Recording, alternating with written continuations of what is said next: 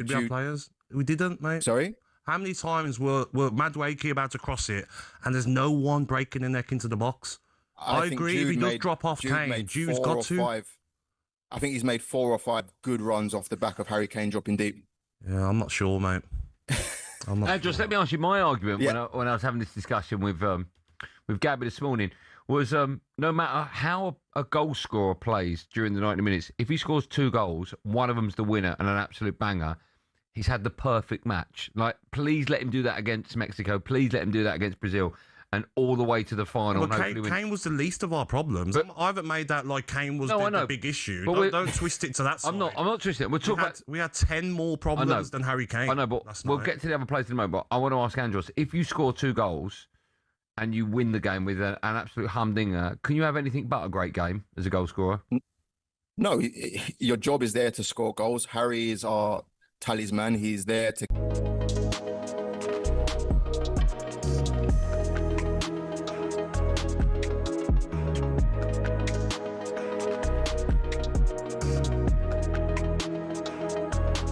talkSPORT. Sports updates brought to you by Enterprise Rent-A-Car. Here for it. Book now at enterprise.co.uk.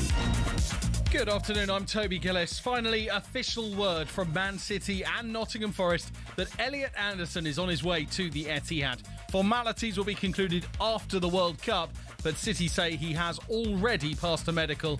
We know it's £116 million, of course. He was supposed to be England's midfield saviour this summer, the Premier League winning world-class leader with pinpoint set pieces.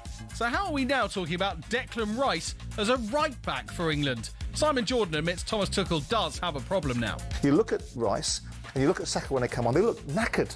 They look like players that have been in a long season and haven't got it. And ironically for England, Declan looked better at right back than what we've got, and that might be a conundrum for Thomas Tuchel that he changes that.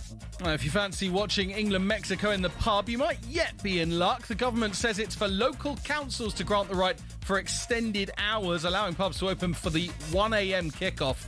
If it's a no for your local, you'll be wide awake in bed with talkSPORT's commentary instead, no doubt. In the meantime, how do you prepare for that sleep deprivation? Here's a sleep specialist who once worked with England's players, Nick Littlehales. Give yourself some downtime, some displacement time. That's what the athletes and players would be doing. They would be going to sleep. So just start thinking about if you could, shift your habits a little bit in the evenings between, Friday, Saturday, and particularly Sunday. A choice for my life and family, and De Zerbi played a big role. Sandro Tonali speaking out on why he's heading to Spurs. He's expected to break their club record fee for a second time this summer. It'll be $100 million, but that was after Spurs confirmed Mateus Fernandes for $85 million from West Ham earlier. And the mother of a former Sheffield United footballer has told an inquest that her daughter would still be alive had the club not employed manager Jonathan Morgan. Maddie Cusack's mum says she died in September 2023 after comments made by Morgan about her size and relationship.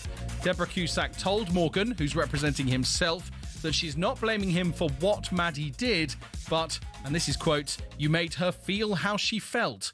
The inquest continues. talkSPORT News. The Court of Appeal has decided sentences handed to 2 15-year-olds for raping 2 girls in Hampshire were unduly lenient, and the leader of a Rochdale grooming gang at the centre of a deportation row has been released from prison. More with Emma at past. talkSPORT weather brought to you by Enterprise Rent-A-Car. Book now at enterprise.co.uk. Mostly settled weather this evening with temperatures on the rise again. A bit breezy with some patchy rain affecting mostly the west of Scotland. Hello.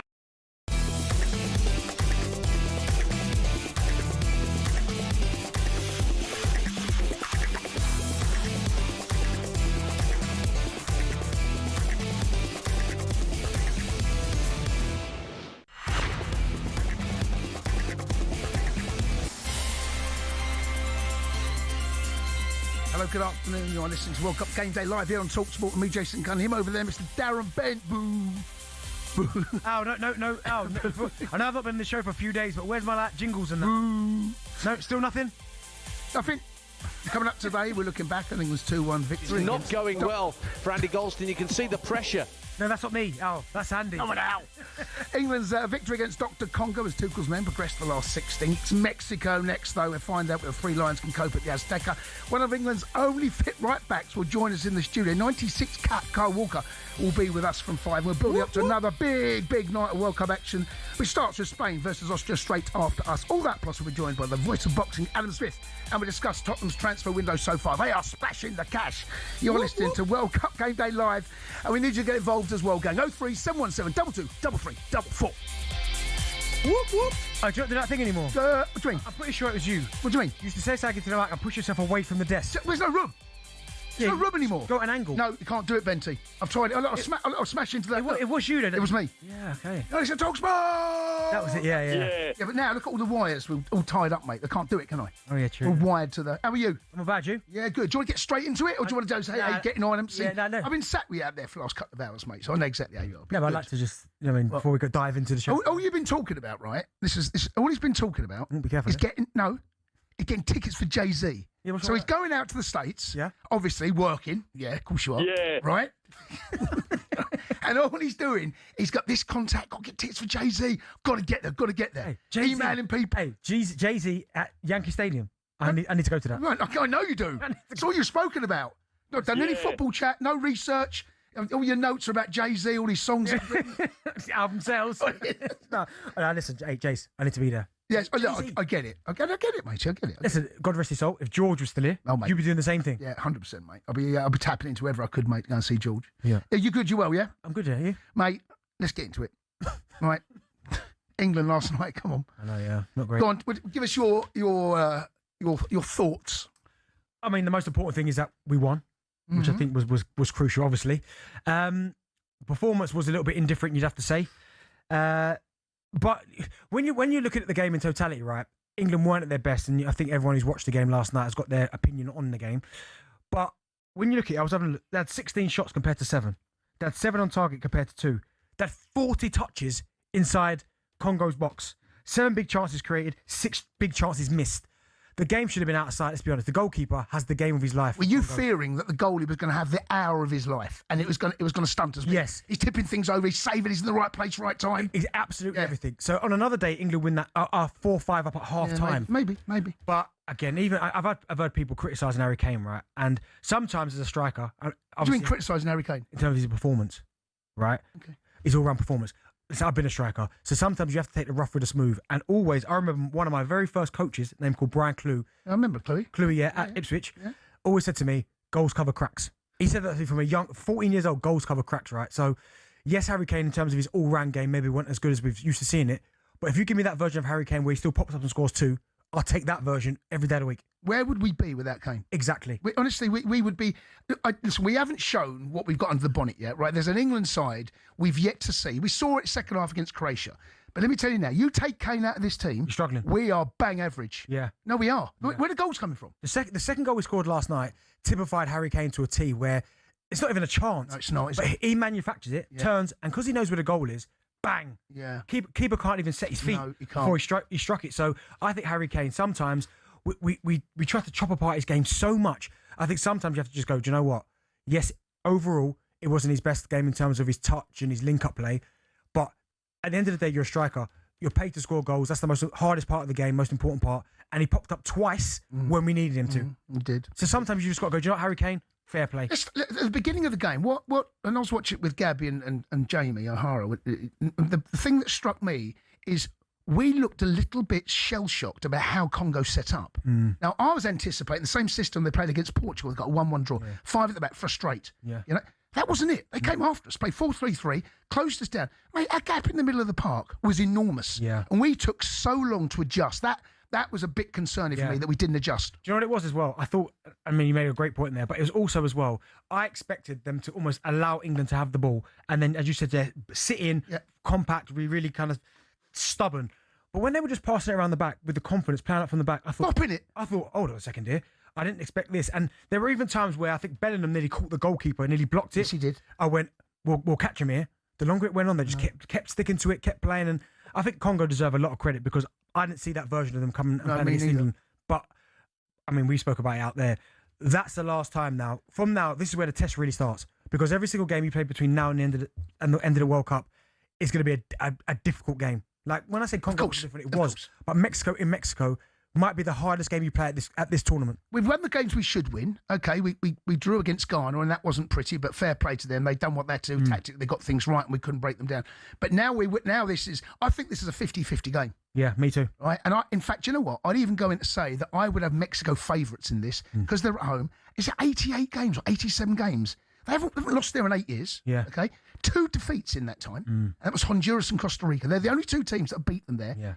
Mate, this is an unbelievably tough game. Well, do you know what it is? It's the conditions. Yeah. If we got Mexico at Wembley or in a European climate, okay, fine. Nobody. It's 90-degree heat and altitude, 2,000 metres above sea level. That's what makes it even. Because in a European climate, England would look at that and go, "We'll beat these." And I'd sit here and go, "Nah, Mexico won't be a test." But when you take all of what we just said at their place, 2,000 metres above sea level, the conditions, not even an aircon stadium, open air stadium, it is going to be so difficult for England. They're going to have to not so much manage the minutes, but I think they might have to kind of adjust during the game. Like, I don't think they can go after Mexico for 90 minutes. Absolutely not. It's going to be a tough game, no doubt about that. Sunday morning, 1 a.m.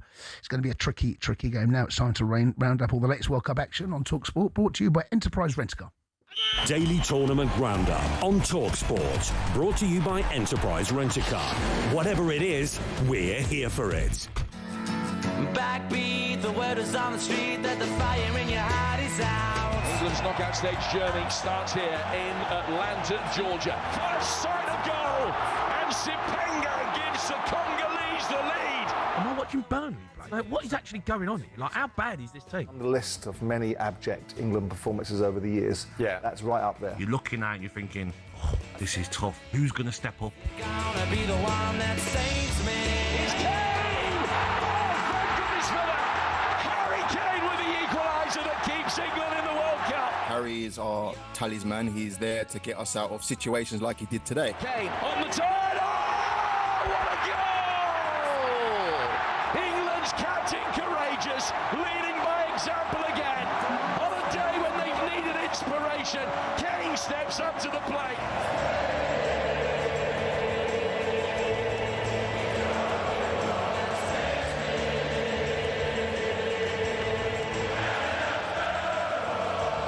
Yeah, with 15 minutes left, it looked like England were heading towards something similar to Iceland 10 years ago. And I tell you what, Iceland vibes about it.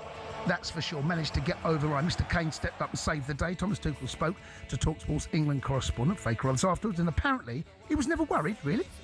Thomas, firstly, congratulations. Thank you. Secondly, please settle a debate for us, because I was stressful, the fans back home were stressed. Declan Rice said he wasn't stressed in the slightest. What was it like from the dugout for you as the manager? Where did you watch? From where did you watch? Behind the goal. Behind the goal.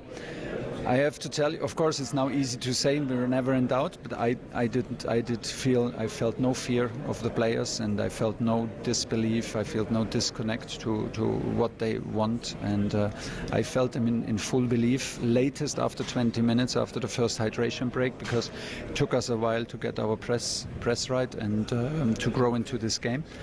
But then I liked what I saw in the last 3 quarters, and from our emotions and what the players transmitted to me on the sideline, I felt the belief this team just was absolutely not ready to give in today and was not ready to accept the defeat. And that's I think that's what they transmitted to me, even in moments where the goalkeeper seemed to save everything today. But full credit, I think we deserved the win, but it was quite a hard rock to crack today. There's Thomas Tuchel reflecting.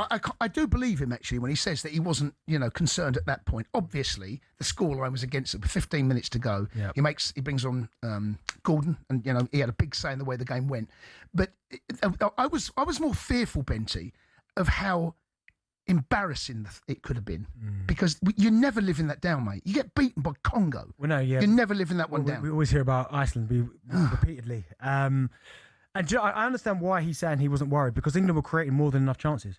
If England were not creating anything, no shots on target, couldn't get going, you'd go, oh, he's probably lying a bit there. But the fact that Drew Bellingham had 2 good chances, Kane, Rashford, as I said, we could have been 5 up at half time.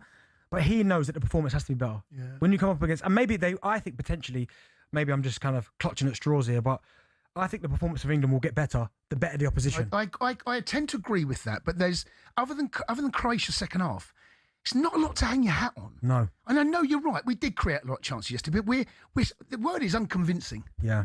Defensively is a bit of an issue. Oh my God, we haven't even touched on that yet. You know what? Also, I forgot about last night. What about when Thomas Tuchel was screaming at Spence through the TV? Jeez. I've been there. There's nothing worse when you play on that side and the manager's behind on you. your case. And it's on your case, man. Yeah. And it was barking through the TV. I remember thinking, we've all been there, right? Yes, horrible. But then when it's on that side and you're either a fullback or a winger, and you'll get that. Do you remember there was a guy called Joe Raw was my coach at Ipswich, and he came with Willie Donaghy. Yeah. Willie was the worst for that. Yeah. When I played on that side, technical, he would not stop screaming and just thinking, I can't wait the second half. So I'm over that side of the pitch. Yeah. And I felt for Spence in that moment because he took a throw on, didn't he? And he wanted him to throw it down the line towards Saka, to Madueke, and he went back to the centre half. He's gone crazy. And he just lost it. Just on Jed Spence quickly, because that right back area is continuing to be a real bone of contention. Obviously, we've seen what's happened to Reece. Yeah. Okay, and that, Quansah's picked up an injury as well. Yeah. He hasn't taken Trent. No. Now, all of a sudden, Jed Spence's out there. Now, okay, Jed Spence is a very good footballer, right? Yeah. But I just don't know whether he, at that level, right here, right now for him. And then we put Declan Rice at How right good was back, he when right? he went there? Of course, wherever you play him, he's going brilliant. Here's a question for you. Does he start at right back against Mexico? Oh, no, I prefer Declan in the middle. Right. But you understand the question? I understand the thinking behind it because of how good he looked when he went back into right back. And I've seen him for Arsenal filling in that position as well, although in that particular game, I thought... It was West Ham, wasn't it? Yeah, I think he got it wrong, putting him at right back and taking him out in the middle. But it's definitely a question you have to ask because I don't think Jed Spence... I think going forward with the pace that he's got, I think is there anyone else? It's an asset. Is there anyone else in the... Konsa.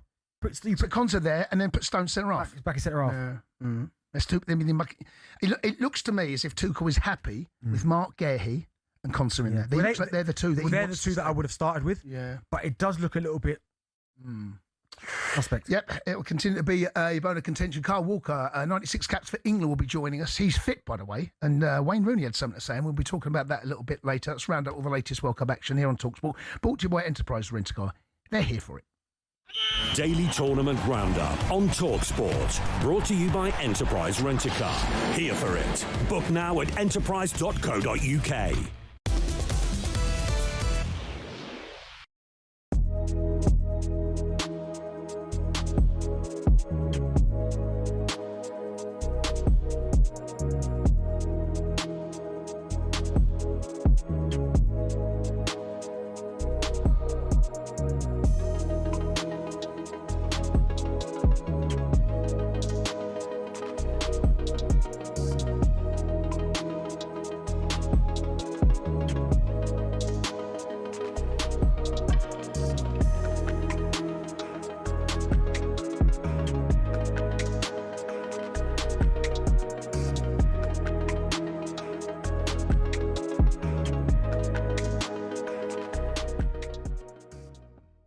Harry Kane, I'm going to give him a 6. What? Fantastic second goal, but his overall performance, for me, not good enough. He scored 2 goals. I don't care, mate. I don't care. I don't see what more you want from a striker. I played the position, mate. As a striker... You've scored 2 goals in a World Cup knockout game? What you want more as a striker is you need to be involved in the game. How many times were we saying last night, watching the game, get in the box, get in the box. Let me ask you this now. When we play Mexico, right, if you had the option to take exactly the same Harry Kane performance with 2 goals or not and start from the beginning, what are you taking? Yeah, of course you're taking the goals, but when you play better teams, you're not going to maybe score them chances. No offence to Congo. Yeah, but he did. But no, of course he did. But is he going to do that against the top defences? He's not. I know, but I'm just saying. Okay, then. Here's one for you then. Yeah. Say if we get to the semi-finals, okay, and we're playing Argentina, or the final against France. Yeah. And he's not getting those chances. Do you still, no problem with him playing centre field? You're marking him on the performance that he did get them. I'm asking you a question. You're talking about different games. I'm asking you a question. Against Argentina, say we get to the semi-finals, the final against France, do you want Harry Kane being more involved in the game? Do you want him holding the ball up? If he scores 2 again, no. What if he doesn't score 2? Well then, yeah, but he did. Okay, yeah. But he did. But you're marking him on a performance where he did score 2. Exactly, but the whole performance isn't just about, you scored a great goal. What was your performance like for the whole game? Simple. Okay. If you had that game, yes, and scored those 2 goals, would you feel a little bit down about your performance? I would do, yeah. I'd be like, could I have done a lot more? Could I have done more I for don't my think team? if you score 2 goals and the second one's like that as the win, I don't think you can feel That's down. my opinion, mate. Okay, all right. Yeah. Sorry, mate. That's all right. I'm just being honest.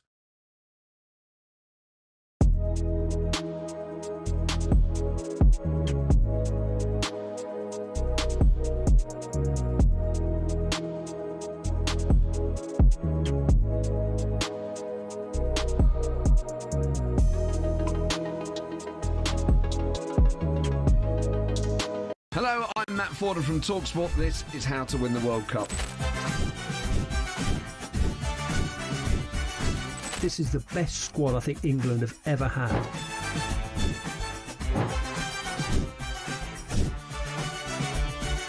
He used to love America, now he doesn't. It's very sad. It was so important to succeed because of all the pressure we received. Don't jump for this one, I'm going to knock his head off. Warning, this podcast does not guarantee England will actually win anything.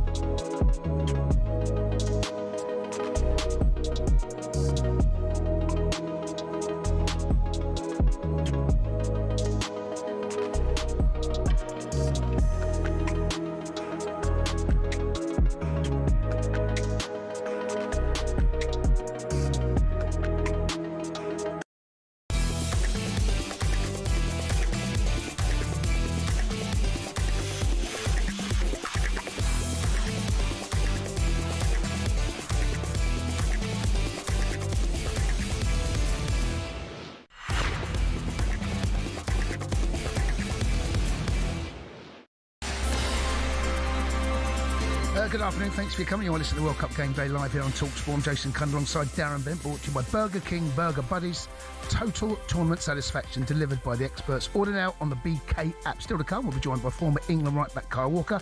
Just quickly now, it's day 4 at Wimbledon. Lisa O'Sullivan's watching for talkSPORT. Yeah, the wildcard Arthur Ferry's become just the 4th British wildcard to reach the men's singles 3rd round at Wimbledon this century. The Brit, who's enjoying sleeping in his own bed at the championships because he grew up just around the corner, came from a set down to book his place. We're just waiting for Jan Troinski to take to the court. He broke into the top 100 this week. He's got Francis Tiafoe to face. And Jacob Fernley, the remaining wildcard for Britain, is set down to Jaume Munar of Spain, 6-4. He lost that first set, 3 games all in the second. And Katie Swan went out. She was beaten by the 2025 Australian Open champion, Madison Keys. Thanks, Lisa. Now back to England, beating Dr. Congo yesterday after a 12-minute stint at right back to end the game. Declan Rice spoke to talkSPORT's Faker Others. Welcome to the knockouts. Exactly what we've seen over the last few days. Potential upset on the horizon up until the 65th, 70th minute. But we knew we was going to win. I was on the pitch, all the players felt it. We was going to keep getting chances. Their keeper was just out of this world today to some of the saves, and manager said before, we just got to keep knocking it down, and in the end, you know, there'll be a crack. And 2 goals from Harry, and it's a really, really big win. Declan Rice there, who ended the game playing at right back. Of course, that right back is still a bone of contention, and Tuchel has really got to get that sorted out. I asked you earlier who plays at right back. If Declan doesn't, do you go back to Jed Spence? You do go Jed Spence. Or you mentioned Konsa. Or Konsa goes at right back and Stones comes back into the middle. There are options there. But this is the thing. When we played Croatia in that second half performance, which was incredible, we didn't really care who wasn't here. And we was like, now it was brilliant. I think watching that, I heard some people saying watching that half of football was the best they've seen England play in like 20 years. It was very good. These are the kind of statements I was hearing. And no one cared about who was left behind. Now all of a sudden you fast forward a few more games. Now we're talking about Trent, Phil Foden, Cole Palmer, all the guys that are not here. But unfortunately now this is where we are. But I think if you are looking for a right back, Konsa has played there before, although I like him at centre half. And if you're not set on Jed Spence, Konsa at right back, Stones comes back in. Declan Rice, his deliveries yesterday were really disappointing from wide areas. Not the cross the Bellingham, it weren't. No, but just generally, I thought his set piece deliveries yesterday weren't of the standard that I've seen before. Hitting that first man, he looked a bit. Him and Anderson in the middle of the park. I got to tell you, I thought they looked way off it. Now, are we looking now? Because you mentioned in the office, Declan plays every single game, right? Yeah, he's so robust. Yeah, he is. I don't have any injuries. The games he's missed for injury, but I'm guessing it's very few last season. Mm-hmm. But it just looks as though him and Anderson, they look like they were treading water for parts of that game. Yeah, it was. And it looked like almost they were. I know they had a lot of the ball, but certainly when you look at someone like Declan Rice and the amount of games that he plays, I mean, for Arsenal alone this season, he played 55 games, which is a lot. And a lot of those would be starts. Yeah, they 90 minutes. Yeah. That is a lot of minutes. Now, for someone like him who's expected to break up play, but then drive the team forward as well, at some point it is going to catch up here. And I do wonder if... Well, I can't see Thomas Tuchel now going forward, going with just one holder. I think he likes this like double pivot. Yeah. And I remember when Gareth used to do it, people would go, what are you doing that for? But it was always Calvin Phillips and... Yeah, but one can be a little bit more adventurous. And right? that's usually Declan. That's usually Declan, right? He can be that number 8. Exactly. Right? But at some point, he probably does need a rest. But now when? There's no time, mate. Now there's no time. He's have to just keep going. Indeed. Okay, now time to hear some of your shared takes with Burger King. Shared takes on talkSPORT with Burger King Burger Buddies. Total tournament satisfaction delivered by the experts. Order now on the BK app. Let's go to the lines. Let's go and speak to Sean, who's an Everton fan. All right, Shawnee. Sean. Hiya, fun boy. Hiya, Benty. You all right, matey? I've just got a little bit of a... Hello? Hello, mate. Hello, hiya, fun boy. Can you hear me? We can hear you loud and clear, Shawnee. What do you want to say? Right, Sean, Yeah, all it is, what it is, fun boy, I've got a little bit of... No, seriously. What's going on there? Is it one of the worst calls I've had in a long time, that? Let's get Shawnee back. Let's go and speak to Liam, who's a Southampton fan. Right, Liam? Yeah, I'm right, Cundy. Hello, matey. Welcome aboard. I just wanted to talk about how badly I think we're going to struggle against Mexico. Right, go on. Doom and gloom merchant, are you? Well, I just feel like Tuchel's just not making the right decisions. Like putting Rice at right back for 20 minutes. He should have been subbed off way earlier. Who should have been subbed off? Rice. So, and who would you have put on at right back? I would have just left Jed Spencer. I don't actually think he done that bad. Yeah, but you're not taking Rice off, are you? You've got a slender goal advantage. You're not taking Rice off. But he looked knackered. I agree with you. I agree. But actually, do you know what? Putting him at right back, the workload was different. Yeah, it was. He had a different workload at right back. You do in the centre of the park. Yeah, I think he played well there, but he just looked absolutely knackered. I think maybe Kobe Mainoo should have got a chance. Yeah, do you know what? That seems to be the name that I'm hearing a lot of people talk about. Mainoo. Certainly the season he's had at United, he'd be the one that they'd put in the mix. But you're right. When he went to right back, Declan Rice, the workload was that sporadic. Because they weren't attacking every 2 seconds, different. It was just like, okay, I could just support Saka from behind. I ain't got overlap, but I could just kind of support him from that right back position. If he's in the middle of the park, it's a totally different animal. Completely different. And he is so... Rice, he's got such an engine on him. He really does. But I have to say, he looked like he was flagging. But at right back, it is. The whole pitch, when you see the ball as a right back, it's totally different playing midfield. Yeah. You get your back to play a lot of the time. But, when you receive the ball in the half turn. Yeah. When you're playing right back, it's totally different. The workload is it's so much easier. Yeah. Thanks for the call, but let's go and speak to Matt, who's a Spurs fan. All right, Matty? Hello, gents. All right? Good afternoon, bud. What do you want to say? Basically, on the wide men and how England play our wide men, I think we should go back to more. I mean, Rashford and Madueke. I think part of our problem was neither of them did anything defensively. Madueke can't cross a ball for toffee. He should have. Basics for a wide man is you should be able to cross a ball, beat your full back and cross a ball. I think we should go back to having proper wingers. Put your right footers on the right and your left footers on the left. Go outside your full back and then cross the ball, because Bellingham had a couple of good headers when there was a couple of decent crosses. Kane's good with his head. And if you have Gordon on the right and Saka on the left, Saka goes around the outside, puts the ball across, and then you've got, Bellingham making the front post run, Kane in the middle, and then Gordon coming in behind him, sort of like to head the ball in and have a go at it. Because when we did cross the ball, Bellingham had a couple of decent chances. Kane scored with his head when Gordon got hold of the ball. But Gordon, again, he had to come back onto his right foot and just chip the ball across. Madueke, These inverted wingers is killing us because they're coming inside all the time. It's just crowding it. It's not creating the space for Bellingham to make the runs through. If they stay wide and keep chalk on their boots, then there is the gap between the centre-back and the full-back for Bellingham to make those runs into from deep. Do you know what? I think next to the guy, I think you make some good points. I think our wide men have been very disappointing. Yeah. Really disappointing. But do you know what? Again, I know. So, do you know what? I'll tell you after the break because we've got a break. Right, okay. You've got a shared take around. You can leave us a voice note or simply call 03717 22 That's all thanks to our friends at Burger King. Shared takes on talkSPORT with Burger King Burger Buddies. Iconic winners delivered in the box every time. Order now on the BK app. Still to come, we'll be joined by former England right-back Kyle Walker. He's actually fit, by the way, as a right-back. We'll ask him if Vinci going out to the States. Belgium. Now time for no good, of course. Belgium made the last 16 after coming back from 2-0 down to beat Senegal in extra time last night. We want to know who are the 6 players in this year's Belgium squad that are also part of their golden generation when they finished 3rd back in 2018. There's a couple of obvious choices in there. I can see Bentley's eyes flickering. It's only a little bit of fun. You are listening to Game Day Live here on talkSPORT. He's Darren Bent. I'm Jason Cundy.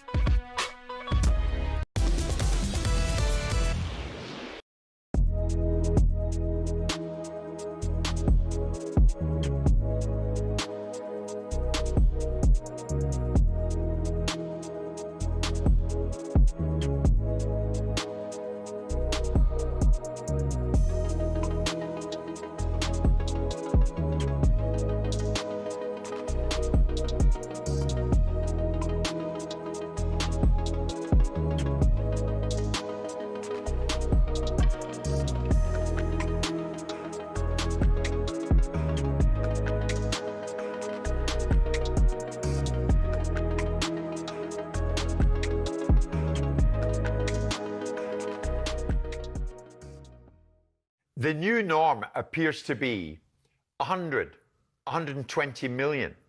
Will the market reset at some stage? Who cares? I mean, this is the nature of the business. It's a circular industry that spends its money in a certain way. Who cares? What the big concern for me is about the wages that go with it, because transfer fees are capitalisable. They go back around in a circle. You sell a player, you buy a player, the market moves around, money moves around between football clubs, it stays in the industry. The only a horrible, unappetising thing is it goes in the pocket of grasping little flea bag agents. And that's the part of the industry that needs to regulate itself better, because that's money going out of the industry. But money going around in a circle between football clubs, who cares about the quantum of it? It's entertainment. Go look at the American sports. Go look at what they pay their stars over here. You start looking at the NFL teams, you start looking at the NBA teams. Their wage rolls are $300, $400, $500 million. And the scale of their industry is so significant. But you say that wages have got out of hand. Come on. No, wages, because the problem with high transfer fees is wages coming in behind it. And that's the challenge. Yeah. So for me, I now look at it, looking at from the outside in, having been in the inside, railing against the system, and trying to make sense of it from a business point of view. Stop trying to make sense of it of a business. It's not a business. Football is not a business. I always say it's a business and try and run it like a business. It's not a business. It's a sport. It shouldn't be governed by business rules. There shouldn't be this PSR nonsense in place. People should be able to invest in football clubs and build them as they want, because people own football clubs now for a whole different set of reasons. I know that, but you see it differently to the rest of us. You are somebody who made an enormous amount of money due to your own business acumen. Sure. For the man in the street, Simon, this is a nonsense.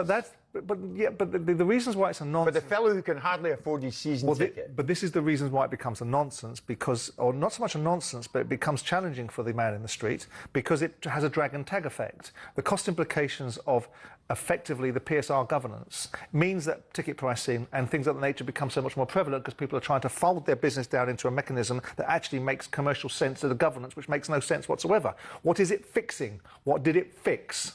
What did we fix with PSR? This mythical idea that people are going to go bust. What, because a few football clubs have had some challenges, and that is now a blueprint for an industry that's been an unprecedented success.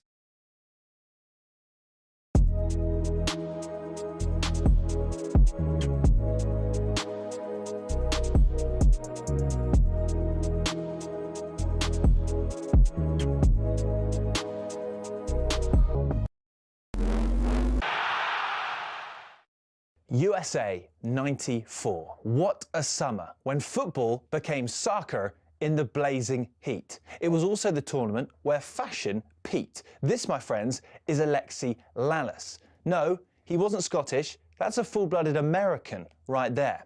But in all seriousness, forget the hair, look at the jersey. Dreamy 90s clobber. And it was everywhere. That's the legend that's Georgie Hagi of Romania, Ovs, Brazilian shot stopper, Taffarel, and a Dutch guy. I mean, this was the period we were getting top quality in the Premier League too, but the national team designers raised the level even higher. The pitch was their catwalk as we got Germany, Bolivia, Sweden absolutely rocking it. The kind of kit we're shelling out for on retro sites to this day. And Spain, another beauty. 10 points if you recognise that guy. Of course, this was America, so the cheerleaders didn't want to be outdone. But in the end, 2 of the less is more designs made it to the final. And when Baggio blazed over, Dunga got the honours. The entire summer was an explosion of colour that would have broken Instagram. Sorry, just trying to get that Larson one off eBay. 70 quid. Bargain.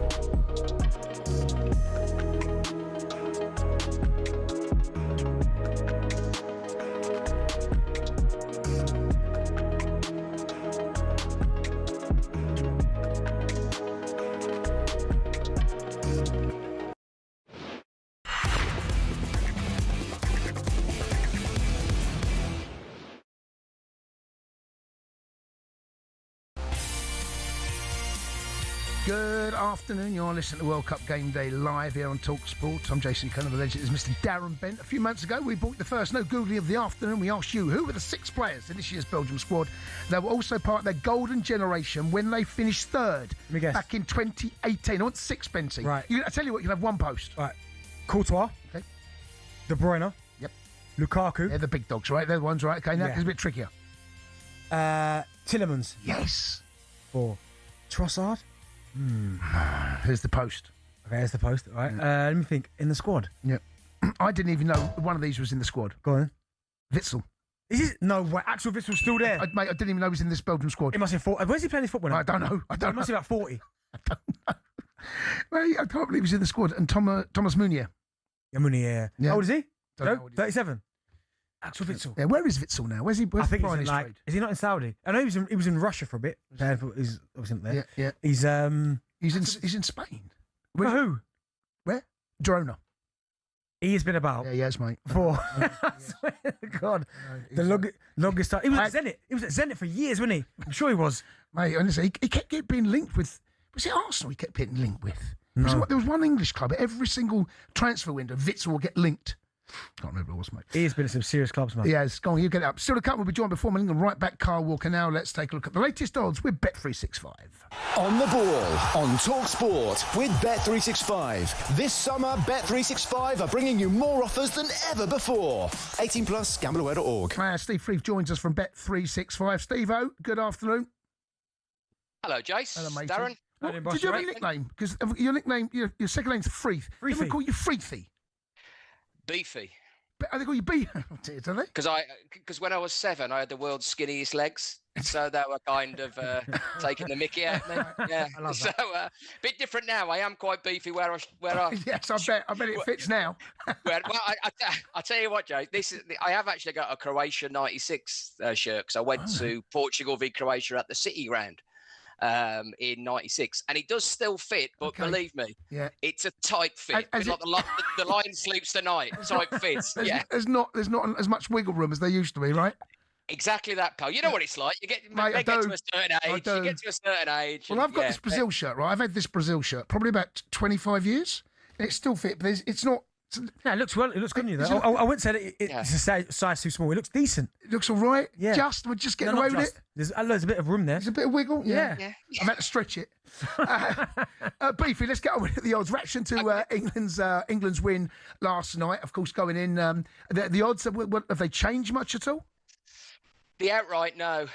In fact, England are probably bigger than they were last night, 8-1 in the outright, Jace. There's just no love for England whatsoever, and you can kind of understand that with that performance. It's more France and Argentina who have kind of coasted through on the bridle, really, where we've seen money. England are the same price as Spain, though, and they're a shorter price than Brazil and Portugal. But it's Mexico who are 28s, and I suppose we're all kind of looking at this game on Sunday night and what it could be. I will have to say to you, we are laying quite a strange bet, and we have done since the start of the tournament. There's this viral prediction of a Portugal-Mexico final that was allegedly on The Simpsons in 1997. Oh, wow. So we were 125-1 at the start of the tournament. We're now 50s. And they're still backing it. And we have it, I'm not lying to you, for an eye-watering amount. It is incredible how much we have it for. So hopefully my Croatia boys do the business tonight and we put that to bed totally. I tell you what, the race that I'm really excited about and the outright odds for the top goal scorer, because, wow, all the big hitters have come to play. They've all rocked up, haven't they? The big dogs. Yeah. Yeah. Woof, woof. The big dogs are certainly in town. And it's Mbappe who leads the way at 5-4 on 6, which might surprise a few people. The fact that Messi also has 6, he's 11-8, yet he still has a game to play, and he could fill his boots in that, of course.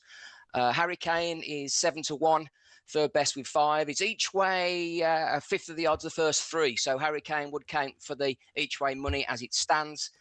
Erling Haaland is a big old price at 20. I know they've got Brazil there, but then you got Dembele at 28, Vinny Jr. at 33, Ronaldo, who's 50-1, and Mikel Oyarzabal, who plays tonight, he's 66-1. So let's see what goes on that, guys. But I think everyone's just reacting to England and the Mexico. I don't think I've ever seen a major tournament where so many of the big dogs have rocked up, like ones you expect. Yeah, game one. But they've all done it. Yeah. There's not just 2 or 3. They've all turned up. Right, here we go. And do you know what? Mbappe looks a totally different player, and I don't know what it is in a France shirt, but something happens to him. He looks happy. No, only at a World Cup. In the Euros, he's got 1 goal. In Euros, that's it. That's crazy. But World Cup, he's the king. He is the king. Of course, England take on Mexico 1 a.m. in the Azteca. I would suggest that maybe England go into this as second favourite, Steve.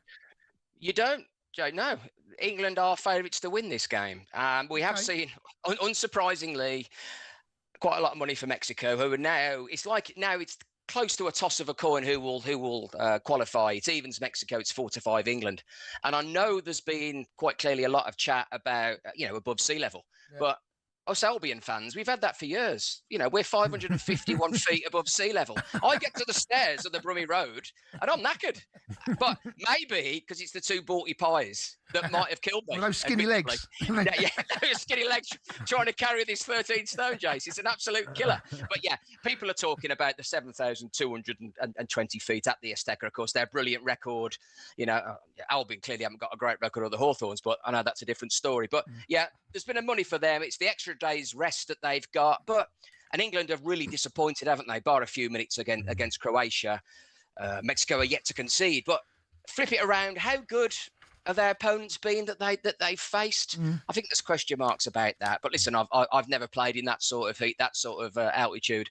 I kind of get knackered after 5 minutes at playing for vets over 50s. It absolutely kills you. But there you go. Got to ask you about the game tonight. Then one of the favourites, Spain, taking on Austria. The outright winner of that one. Yeah, 10-1. Darren, Austria. Would that get a pound of your money? No, I'm going Spain. Spain, the way they play. Spain, yeah, 2-7. They helped us, admittedly, Spain against Cape Verde with that 0-0 draw. Lamine Yamal's getting fitter, which is a huge plus for them. Simon, I know people wanted David Raya, but Simon's is yet to concede. Austria conceded, 3? Algeria, 1 against Jordan, 2 against Argentina. They're conceding goals. The last 3 games that I think 3 of the last 5 that they've played, Austria and Spain. Spain have won 5-1, 4-0 and 9-0. So, that's quite incredible. Spain are 40-1 to score 7 or more goals tonight. And we got a super boost on Lamine Yamal to score or assist 1-2 to even. So, I'll be definitely wearing my my Austria shirt tonight with Arnautovic on the back. So, yeah, just cheering them on because I fear we might do our money tonight, lads. Beefy, you're a superstar. Thanks very much, bud. Cheers, Take care. Thanks, lads. Thanks. Steve Beefy Freeth there. The latest odds with Bet365. Whatever the moment, it's never ordinary at Bet365. 18 plus, BigGambleAware.org. On the ball, on talkSPORT with Bet365. Download the Bet365 app and check out more offers than ever before this summer. 18 plus, GambleAware.org. Next up, Adam Smith joins us, the voice of boxing. You are listening to Game Day Live. He's Darren Bent, I'm Jason, and this is talkSPORT.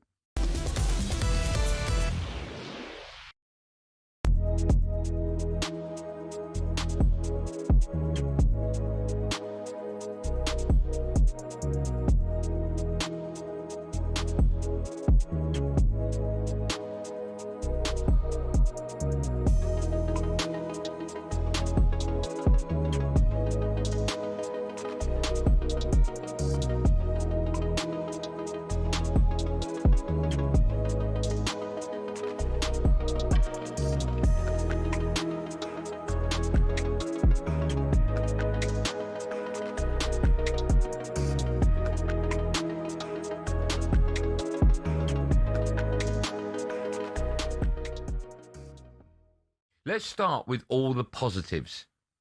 Right, let's talk about the negatives now. Okay. I think the positive was Jude Bellingham. I think without him last night, he was the only one that was giving it. Right? I thought I was going to write a list of all the players that upset me and were terrible, but then I just found myself writing out everyone that played. I felt, Andy, you're spot on. Kane with his second goal, fantastic. That's what he's been doing all season at Bayern Munich. And also stepped up, by the way. Yes. A lot of people have questioned whether or not he could do a big game finally. But I was saying at half-time, mate, I was saying, we've been in these, saying to Cundy and O'Hara, we've been in games like this, guys, where, like, you're looking at it and you're thinking, oh, this is tough. Who's going to step up? Bellingham done it against Panama, and he's done it again. So has Harry Kane. Those 2 players, the ones we're talking about every game, that are stepping up and we have to rely on. The rest of them, no words, mate. Marcus Rashford, I've been his biggest fan. You get to start and you're hopeless. He was. Wan-Bissaka, I get it. You probably didn't get past him at Man United in training, but you got to still try and take him on. Didn't take him on once. If Madueke cut in any more times, I was going to walk out. And then when he finally went down the line, he got a bit of joy first half. Terrible, mate. Declan Rice and Anderson looked shattered. Couldn't get about the pitch. Couldn't press. First half, we were pressing as a front 3. And then there was a big space. Declan Rice and Anderson marking nobody. Honestly, mate, O'Reilly not getting tight. Jed Spence not getting tight. The first goal for them. How can that happen? Yeah, goalkeeper should never get beaten by his near post. Don't, mate. That's a touchy subject, mate. Because we were arguing a lot last night. Who was saying they should? Cundy saying... No. Honestly, never mate, get beaten Cundy saying, oh, I'm tired of this saying, why not? You can't get beat at your near post, mate. It's the same for a reason. Of course. You can't, mate. No, you Pickford. can't. No excuse for that. Hello, I'm Matt Forden from talkSPORT. This is How to Win the World Cup. This is the best squad I think England have ever had.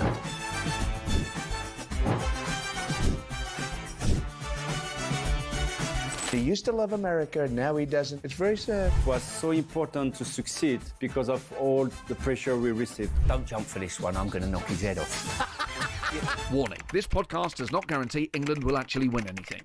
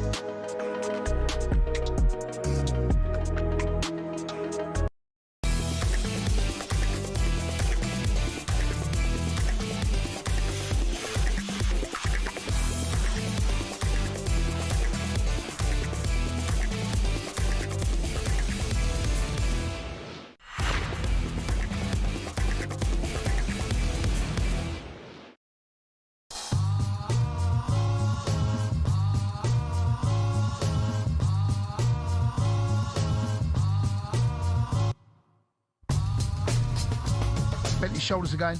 Love his tune. Fingers again. Hello, Cool J. Yeah, don't mind. Nice little beat. Good afternoon. You're listening to World Cup Game Day live here on talkSPORT. He's Darren Bent. I'm Jason Cundy. Brought to you where Enterprise Rent-A-Car. Whatever it is, they're here for it. Still to come. We'll be joined by former England defender Carl Walker.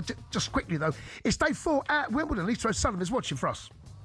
Unashamedly on Britwatch as Jacob Fernley battles to take it to a tiebreak in the second set. Lost the first set 6-4 to Jaume Munar. Very close, this match. We've already seen Arthur Ferry go through. Katie Swan has gone out very shortly. We'll see Jan Choinski take to court number 2, where he will be playing Francis Tiafoe. Thanks, Lise. OK, now it's time for this. There's a real feeling that this is the best versus the best. White's lost control. White has lost control completely. How many more do you want? This is The Voice. Yes, that means only one thing. The voice of boxing, Adam Smith, joins us now. Smudger, how are you? Good afternoon, bud.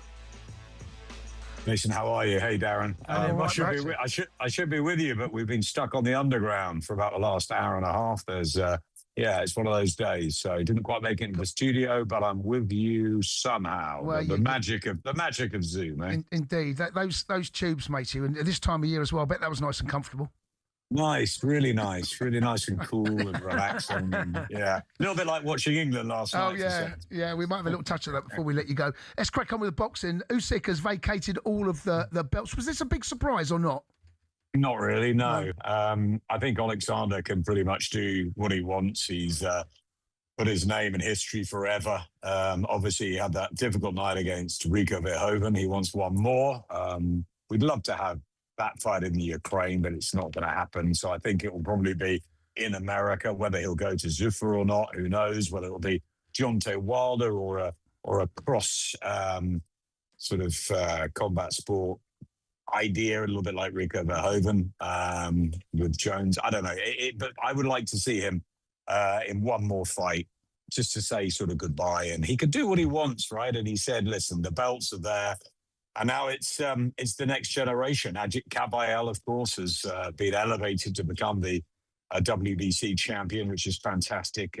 Wonderful. He's been waiting around a long time, so looking forward to his first defense. And yeah, it's not a free-for-all because we look, maybe Moses Itaúa, if he gets past Hrgović, might fight Frank Sanchez for the IBF. There's Murat Gassiev. There's loads out there and plenty of big fights to make. Of course, Dubois and Wardley is probably the biggest rematch in the sport, and we're going to look forward to Fury and Joshua getting together in November, we think, providing they both come through their warm-up fights. What you said there so much, Caballero has obviously been elevated to the WBC world champion now. What sort of fight do you expect him to have next? Because, of course, there's going to be a lot of people now waiting to obviously have a crack at him. But obviously he's been waiting a long time to become world champion. What sort of fight do you think he'll have next? I think Lawrence Okoli was in prime position, but obviously we've got to wait and see what happens about his failed test. I would like to see somebody like a Deontay Wilder. Maybe if Wilder doesn't fight Usyk, then that'll be a fight for Caballero. There's a huge fan base for Agit Caballero in Germany. We were there in January. There were maybe 15,000 in that Oberhausen arena. We could take him to a stadium. That would be great, wouldn't it? One of the big stadiums, maybe in Dusseldorf. Caballero sells, and I think that there's a whole load of fighters queuing up to have that opportunity. There's many heavyweights out there in the pot. You know, the likes of Andy Ruiz I saw recently in Egypt. He wants another crack. There's Jarrell Baby Miller. There's so many. So yeah, I mean, it's Frank Warren's got a lot of them. Obviously, we've got AJ Prenger on the zone in the end of July. So looking forward to seeing Joshua back. Fury's announced his sort of comeback fight against the old Marius Vac in Thailand. So everything's around the heavyweight division at the moment. Moses and Hrgović, the fight of the summer, I think August the 29th. So yeah, let's see how Moses does. But certainly we're going to have a new era of world champions in the next 6 to 12 months. Well, you said it there, Smudge, about Moses Itaúa. Do you think by the end of this year we could be seeing another British world champion? He's got to get through Filip Hrgović first, Darren, and that's no easy task. He'll be expected to. Hrgović, the nearly man, really, should have become a world champion. Hasn't quite worked out for him, but he's got form. He's won his last few. He's got momentum under Abel Sanchez out in Big Bear. And I was around them the other day at the press conference, and he really fancies this. He fancies taking a Talma to school, but no one else has managed to derail the wonder kid from Chatham yet. So if a Talma gets through against Hrgovic August 29th, I could see him fight for a world title before Christmas. Let's change weights now. Ben Whittaker marked his American debut, impressive second-round knockout at the weekend. Look, whenever I've seen him, you always think that there's a real showman in there, okay? You can see, but now he's got to back it up. Is he now starting to really look like the real deal? He is. Under Andy Lee, I really like him. I think his power's developing. It's another knockout win for Ben Whittaker, who just looked fabulous, didn't he, in Brooklyn, the way he came on. He's got the aura. He's got that cheeky style. He's got the charisma, the personality. He's now backing it up. We all know about his talent, silver medalist in the Olympics, of course, but I know about his dedication. Ben's wanting this for a long time. He's trained hard behind the scenes, and I think now he's got together with Andy Lee, who I think is one of the world's best trainers, and he has that Kronk style, Andy Lee, and he's getting Ben just to plant his feet a little bit more. I think the power is coming. It's a very, very hot division at light heavyweight. There's a huge amount in front of him, but Ben's doing everything asked of him now. I think Eddie and Ben are going to be a double act that we're going to keep an eye on. And I think 26, 27, big years for Ben Whittaker. You say styles makes fights, Smudge, and you look at Ben Whittaker, he's got plenty of style in terms of the way he boxes. He obviously puts bums on seats. Whether you like him or not, he does sell tickets. Do you think now, because of the style that he's got and the way that he's fighting kind of ability, we're going to see him much more in with the bigger names because of the style that he boxes with? You know, he had a win on the Boots card, and what a fight that was, by the way. Yeah, wow. Boots and Sanders are, it's unbelievable, and Boots is just one of the pound-for-pound kings, isn't it? Well, Ben Whittaker wants to be one of the pound-for-pound best, and there's a long way to go still, but it was a step up against Popeye Rivera. That was a decent fight, and he got rid of him. He dispatched him. He can only beat what's put in front of him, but I'd like to see him in with the likes of a Craig Richards, maybe, an Ezra Taylor, or Willie Hutchinson. The light heavyweight mix is very strong. I think Joshua Buatsy's another name that's been touted around. I think he will be back in Birmingham at the beginning of October headlining. I like Ben Whittaker. He is Marmite, but he's a good guy behind the cameras. He's a nice guy. And yes, he loves the camera and he loves the attention. Love or hate him, you're going to watch him. But I think he's talented. I think he's dedicated. And I think he's got that sparkle that's going to take him to become a world champion. Smudge, we're also looking forward in September to Katie Taylor's fairy tale send-off, of course, at Croke Park. How will she be remembered? I know you're very fond of her. Very fond. She's a good friend of mine. Happy birthday to Katie Taylor today as well, July the 2nd. So you've asked that on the right day. September the 5th is going to be an unbelievable night in Croke Park. In fact, it's going to be a phenomenal week, guys, in Dublin. I think Brian Peters, our manager, has got a few tricks up his sleeve. I think it's going to be a carnival-type atmosphere. I think it's going to be a wonderful event. 80,000 sold out. Eddie said to me at the press conference, he said, what do you reckon? Do you think 50, 60? I said 80,000 will go like that. They could sell it twice.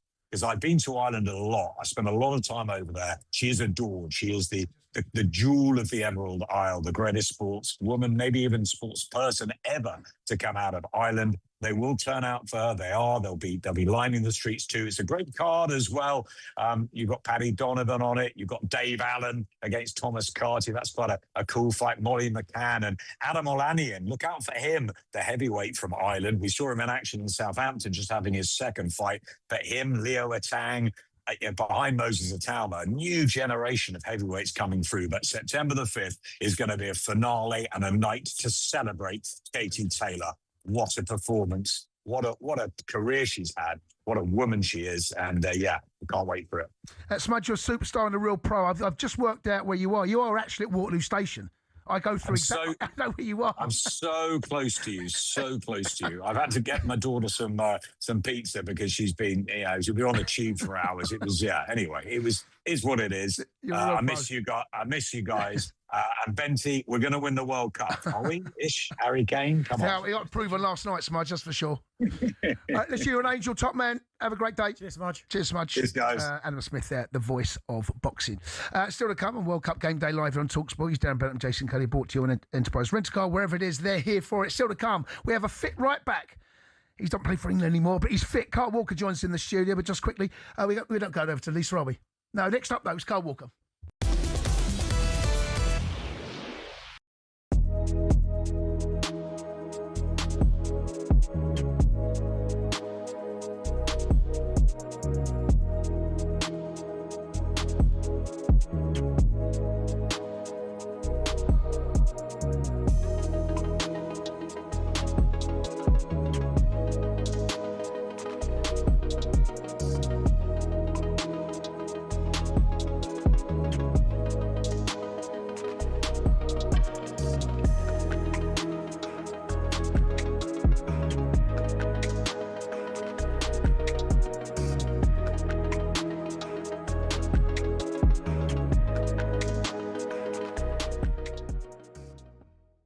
it was an absolute shambles.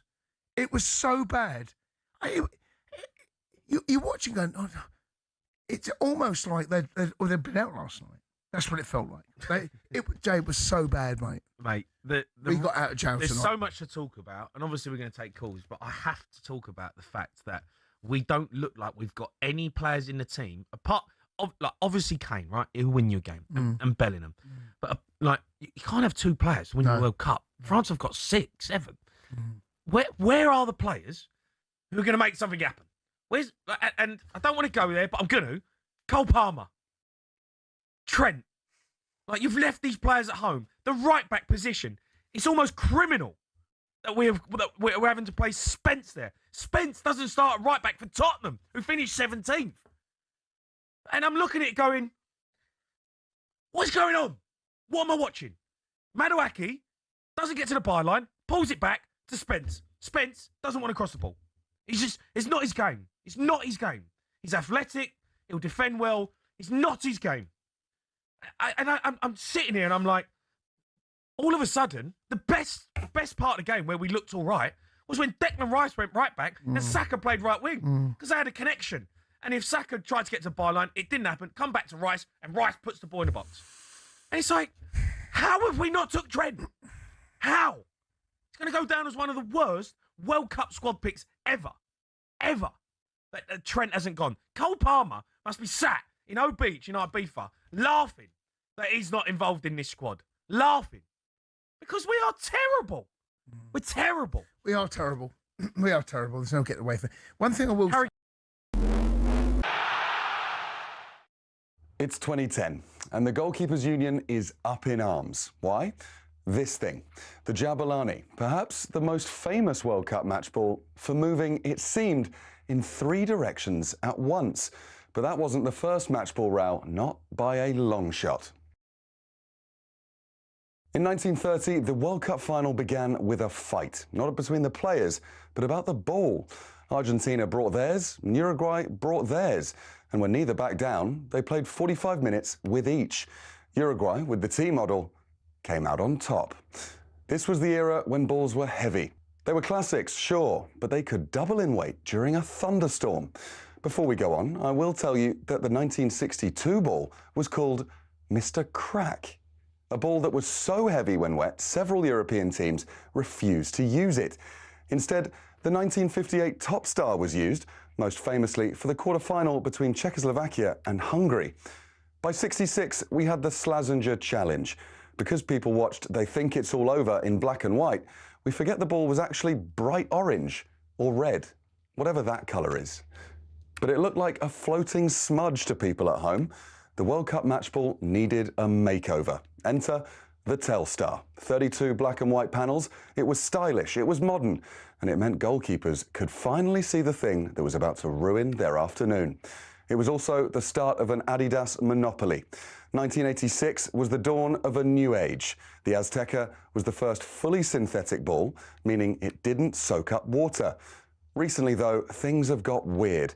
2002 gave us the Fever Nova, basically a high-tech frisbee, and then, of course, the Jabulani. Today, the balls have internal sensors that tell the VAR room if someone breathed on it. We've come a long way. But the ball's not the main thing, is it, FIFA?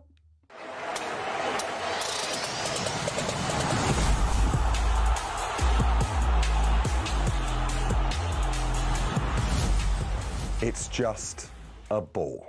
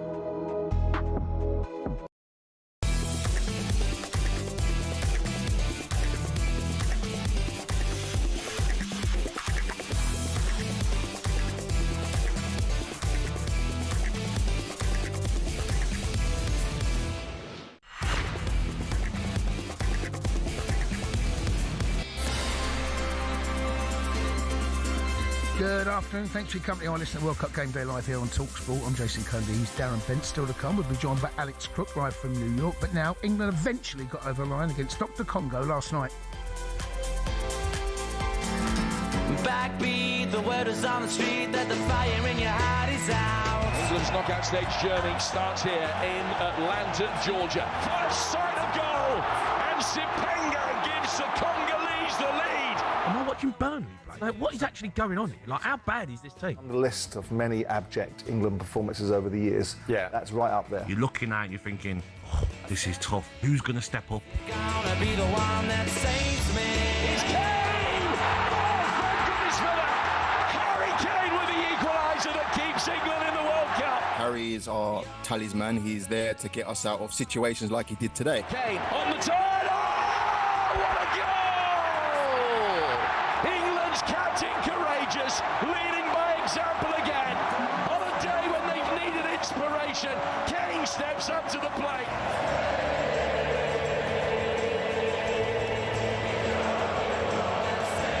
Yes, it took 76 minutes for England Harry Kane to turn it around against Dr. Congo and book a place for the last 16. Up next is a trip to the Azteca at 1 a.m. on Monday morning to face Mexico. Who better join us in the studio for the final 2 hours to have his say is an England legend at right back. It represented us 5 major tournaments, 96 caps. It's good afternoon, Carl Walker. Good afternoon. Are you fit? I am fit. I am fit. You're probably the only English fullback that's fit. Yeah, it's not been too good in that department, has it? But I am fit, and I had the call yet, so I'm okay. I'm here in talkSPORT. Yeah. The fullbacks that he took and left Trent behind. I'm sure you've been asked this a lot. Yeah. But it's becoming a real talking point, isn't it now? Because he's having to put Quansah in there. Yeah. He's picked up an injury now. We've seen Jed Spence go in there. Declan's gone in there. It's a real problem area. Yeah, I've said it from the start. I think when you play for a team like Real Madrid, like I've said numerous times now, you need to be in the fold. You need to be in the fold, and especially when, if you're not the first or the second choice, when people are dropping out like Tino dropped out, Trent should have got the call to have someone specialised in that position. What's he like, Trent, when he's not playing? What's he like in the squad? No, he's good. Like, obviously a little bit quiet. I don't know if that was the rivalry between, the Manchester City, Liverpool scenario and stuff like that. And I was in his position, but for me, he was good around the place. So it's a little bit strange, but obviously the gaffer has his point in not picking him. We'll talk a bit more about the right-back situation in a second. What do you make of England's performance? What have you made of England so far in the World Cup? There's been just the second half against Croatia's the one that sticks in my mind. Other than that, it's been a bit meh. Yeah, I think you're probably right by saying that. It's not been great, but we've got the victories when we needed the victories, and we got the results when we needed them. Super Harry has come back to the rescue last night and dug us out of it, but it is what it is. I think these times now when you go to Mexico, this is when the lads need to show up. What do you think has been the biggest problem? Because as Jay said there, the second half against Croatia was outstanding. We've won the games, which is the most important thing, but we haven't put a 90-minute performance in where you go, there's England. We've seen other nations like France being the obvious one that have put in performances. Why do you think at the minute it hasn't quite clicked for us yet? I think you've been there in major tournaments when you get there and there's the pressure. I think maybe it's the pressure, or I don't think really. I've been to other tournaments and we've had more pressure or more expectation on our shoulders than this one. I think obviously with it being Thomas's first tournament, a little bit of the infrastructure and the change of the squad and stuff, something like that they don't really have the pressure, but they need to put in a good performance the next game, I feel, for us to have some real confidence that we can go and win this. So when I was watching the game last night, it had Iceland vibes about it for me. Yeah, right. And you were involved in that, but you can identify with that. Okay, first question: what was it like in the dressing room after that Iceland game? Because that was as low as I can remember feeling as an England. No, it was silent. It was complete silence, and then obviously Roy Hodgson then retired after that as well from the England manager. So it was like blow after blow. But it's the first time I've sat obviously on my couch for a long time and been an England fan. And it's a lot more nerve-wracking on my couch than on the pitch, funnily enough, because on the pitch you can do something about it. When I'm sat there cheering the lads on or wanting England to obviously beat Congo and I can't do anything about it except scream at my TV, it was a little bit different. But I enjoyed it at the end. Not at the beginning, but I enjoyed it at the end. Carl, where would England be without Harry Kane? Because a lot of people still nowadays question him, talk about how good he is. is he top? Is he top level? Which of course he is. But where would we be with that? I mean, how good is he? I mean, you've spent many a year with him. No, he's fantastic. And I think when you look back at it, when Harry first joined or jumped onto the scene, he was a one-season wonder. Yeah. You know, so I think that statement has gone now. And I think just the stats speak for itself. The amount of goals that he's produced year after year, and especially for club and country. I think last night was probably his 2 most important goals in an England shirt. Is he like, because when he first got appointed captain, I remember being like, okay. Because again, at Spurs, it was Hugo Lloris was captain, was he? And then he got in. But is he a proper leader? No, he's a leader, and I think he's probably grown into that role. Yeah. I think you learn on the job as a captain. I can remember me getting the armband at City, and was I probably the captain material? I had a good say in the dressing room, but I didn't really... I wasn't really vocal. And I think H has probably learned that. I think yesterday he joined the top with 90 caps as captain, and that's a great credit to himself, because he's probably had to learn on the job, and he got the captaincy really early, but you know, he's leading by example, and that's what you need to do. And let's hear from England boss Thomas Tuchel. He spoke to talkSPORT after the game. We will not be ready. We will arrive one day early, but we will not be ready, because you cannot not be ready in terms of adaptation. Body cannot adapt in 3 days' time. It's just impossible. We need 12 days' time, 14 days' time. We don't have it, so it is a big disadvantage, of course. Let's see how much sleep we get. Let's see how much traveling takes, if it would be as smooth as here in the US, or if it gets a bit more tricky. So I think there will be a lot of obstacles can come. A lot of obstacles can come. We play against the home nation. We play in altitude. We play in heat, so in humidity. They will throw it at us. I think we saw today that this team means it. They are ready to walk the talk when the going gets tough. They show up, and we will do this again. Thomas Tuchel there, talking about the game in Mexico, Azteca. Bizarre that we said. I found it a bit bizarre. The fact that he's talking about the heat, the altitude. Yeah, and he said we would not be ready. Yeah, I mean, okay. What do you think he means by that, Cole? Because he basically just said this is going to be tough, because it is. We know how tough this game is going to be, but I do find it a little odd that he's rolled out what he said there. Yeah. Yeah, I think when he said is the first opening line that they're not going to be ready, well, we kind of hope they're ready. Yeah, cool. We hope we're ready, because that's what we're wanting. Obviously, the heat and the humidity, the stadium, the home nation playing in front of all their fans is going to play a part. But as a professional footballer, you have to deal with it. You have to deal with these things. And to play in that game, representing your country, that's the games that you want to play in. So, all right, we'll take them into consideration, but let's not make it excuses. Have either of you boys played at altitude? Is there? Listen, okay, off the top of my head, right? I can't remember whereabouts it was, but I remember playing in Hong Kong. Now, how far is that above the? Is that far? But either way, I went to Hong Kong. I went to. I've played in Hong Kong. Was that stadium? Yeah, I don't know, but playing in Hong Kong was awful. Yeah, but I couldn't breathe. That was heat. And humidity. Yeah, that was altitude. Altitude's different again. You got that plus altitude. Carl, have you ever played? I must have, but I can't think of Apparently one of Hong Kong's not that high. Okay, Hong Kong's not that, but Hong Kong sticks in my head on the pre-season. Yeah. I couldn't breathe. Yeah, but that's the weirdest heat ever in Hong Kong. Yeah. But then you got that in Azteca plus your 2,000 metres. How high is Brazil, Joe? Is that how? Right. I went to Brazil. We played 3.5 weeks. Honestly, we got absolutely peppered. It was like an England youth tournament. We got peppered because we couldn't breathe. Couldn't run around them. Well, listen, don't get excuses in now, Thomas Tuchel, right? Because we've got to go to the Aztec and we've got to put the performance at 1 o'clock live here on talkSPORT. He's Carl Walker. He's Darren Bent. I'm Jason Cundy. We're listening to Gameday live here on talkSPORT.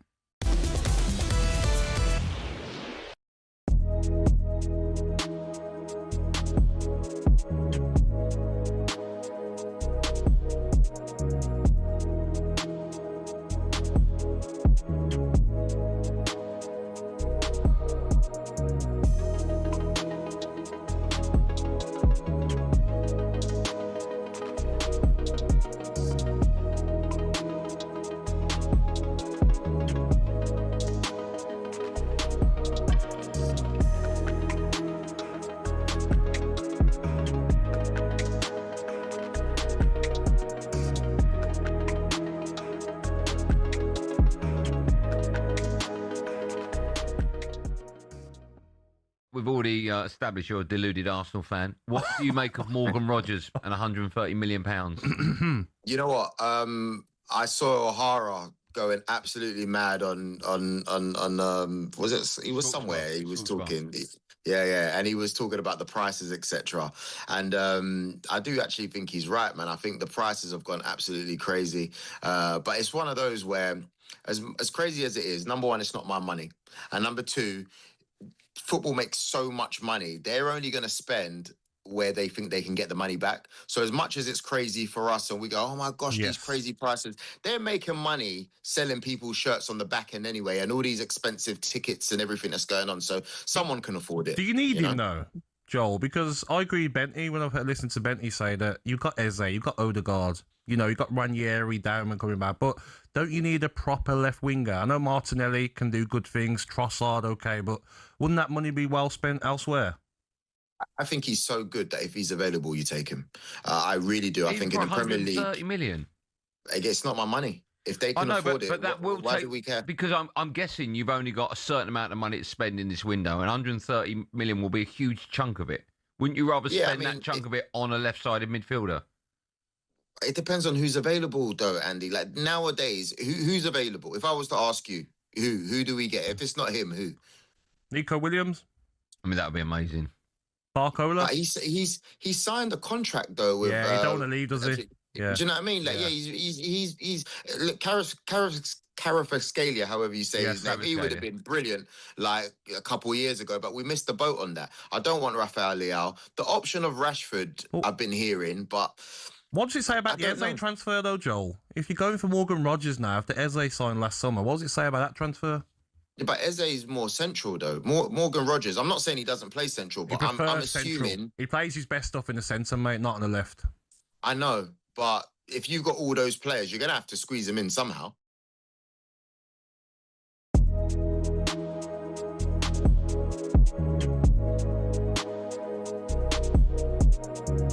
Hello, I'm Matt Forden from talkSPORT. This is How to Win the World Cup.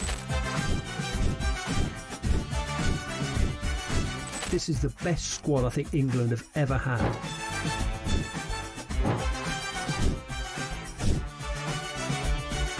He used to love America, now he doesn't. It's very sad. It was so important to succeed because of all the pressure we received. Don't jump for this one, I'm going to knock his head off. Warning, this podcast does not guarantee England will actually win anything.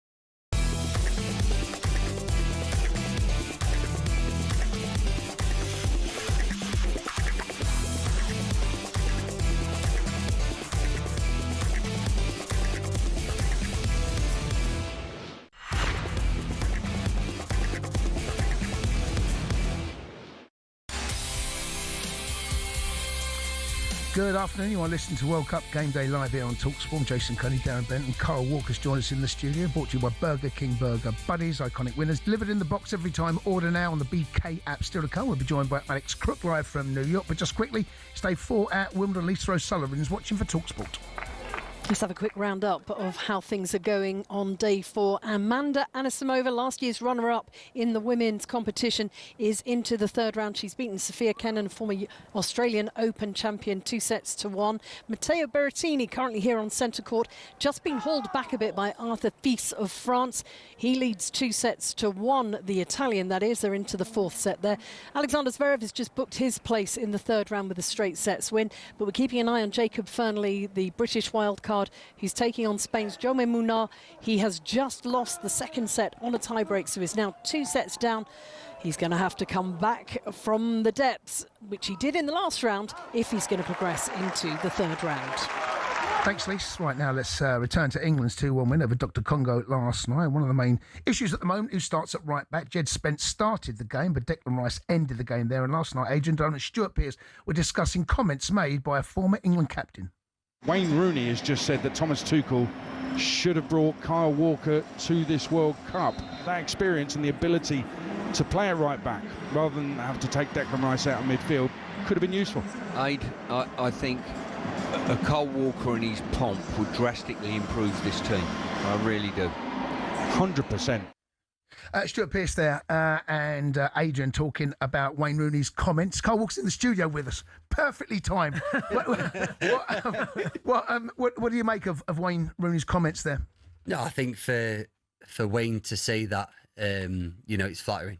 I think a legend like that to say that about you, it obviously gives you a little bit of a pat on the back. But I still go back to the Trent scenario that, Trent is still out there and available, and I think maybe he should have got the nod. What is it with Trent? What do you think it is? I actually don't know, because I didn't get a feeling when I was in camp that, they didn't get on or they didn't like each other or something like that. It's just what he probably feels is best for the team, which, it's strange to me, but that's why he's the manager. I mean, there was a time where it felt like we had so many right backs. There was obviously you, there was Reece, there was Trent, there was so many. Can you believe that we're in this situation now, going into obviously a World Cup that now potentially we've only got one that's fit? And you're sitting there and you feel good? You feel I feel fit? good. I'm back in pre-season. I'm back in pre-season, Yeah. did the yo-yo test. I'm good to go. Yeah, I'm good to go. But when you look at the names that we've had in the competition that I would say that I've had to fight off for so many years now, with trips, the likes of Reece James coming up and doing so well, Trent playing at Liverpool, winning Champions Leagues and Premier Leagues, and to be in this situation now, and I look at it as the England team, and I look at it, they've got one natural fullback with Jed Spence. Nico O'Reilly's not a natural fullback. No. He's a midfielder. Obviously, he's done extremely well at Man City, and rightly so, he's in this England team. But to learn your trade as a fullback, it's not over a season. It's over years of, being tested against probably, or if not the best players in the world. So the comments itself, you've retired from international football. I didn't know this, but you told us in the gallery back in April. I think it was around about April, March. You regret that a little bit? No, I think I do regret it, looking in hindsight now, that there's a potential place for me in this World Cup. Did you feel that place had gone now? That just wasn't going to happen again, that your England career had come to an end? Is that... I look at it now and I think that obviously with Reece and Tino's recent injuries, maybe I could have got the shout. But when I had the conversation eventually with them at England, that was not an opportunity that I was going to get. Obviously not playing the couple of friendlies that they had prior to the tournament. I knew that from that moment on that they was taking that set of lads to the World Cup. So I kind of just rested on it and that. Did you have a conversation with Thomas Tuchel? Not until the day I was going to retire. I tried a couple of times and received nothing back. And on the day I was going to retire, he messaged me. Obviously, I'm going to keep that private because out of respect for the conversation that we had. And, I just decided that was the time and I felt it was right. Agree with that. Yeah. You think you enjoy it? Listen, I think 96 caps. I think that's a bit more respect. That's the on, point I was on your gonna name on that one. Do you look? No. That's the thing that I felt that I've dedicated. As Benty knows, you dedicate a lot of your summers. I started in 2010. That's 16 summers that I've gave up, rightly so, for my country, and I wanted to do that because that's the pinnacle of a footballer's career. But I feel the conversation would have been good.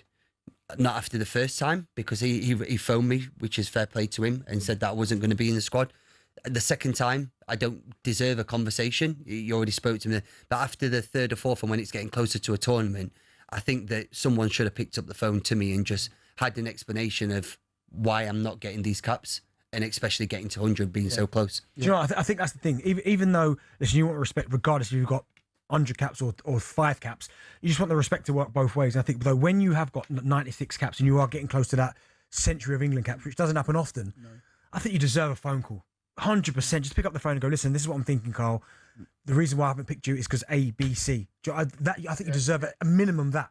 I think in England you get to a certain point where you've done the hierarchy and you've worked your way up the ladder. Yeah. And I feel once you get around about the 70 caps, you do need a conversation between you and the manager to say, okay, this is the way that we're going forward. I remember with Wayne when he was obviously coming to the end of his playing career with England, and he still got showed a level of respect that, you know, he did probably back at 70 odd caps. And I feel that's the way that Gareth played it. And, you know, Sir Gareth did extremely well in doing that in the right situation. What do you make of England defensively at the moment? If there is a point that I think has to improve No, 1,000,000%. We can't beat around the bush. Obviously, I've got good friends there and they're still my friends. I still speak to them now.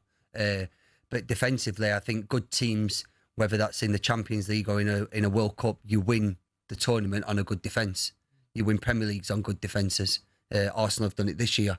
We're conceding very few goals and we're probably conceding a little bit too much than what we want.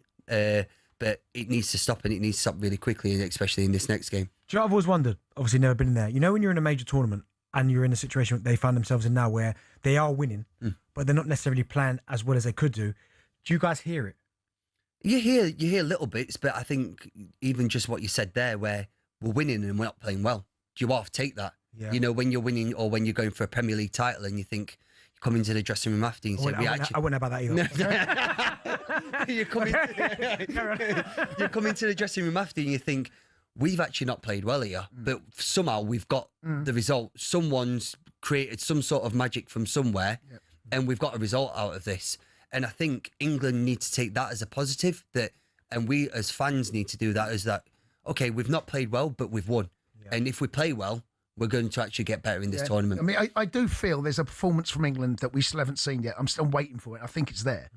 And also at the same time, if we don't improve, we're going to come home with regrets. No, 1,000,000%. You know, there needs to be a bit of a point in this tournament where England turn up, you know, and hopefully it'll be Monday morning, mate, 1 o'clock. Yeah. He's Carl Walker. He's Darren Brett. I'm Jason Cundy. Next up, they'll be joined by Alex Crook live from New York. First off, though, it's no time for no Googling.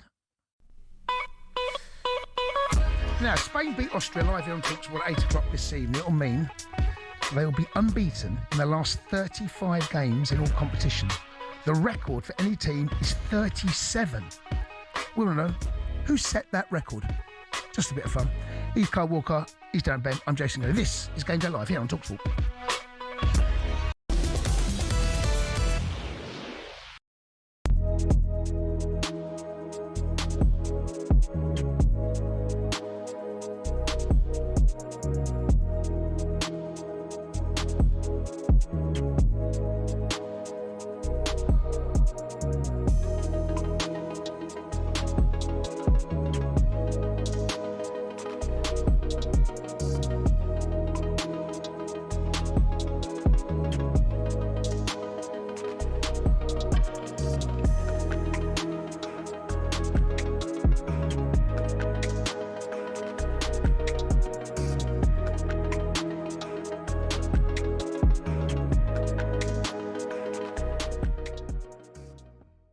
He shouldn't get beat near post, mate.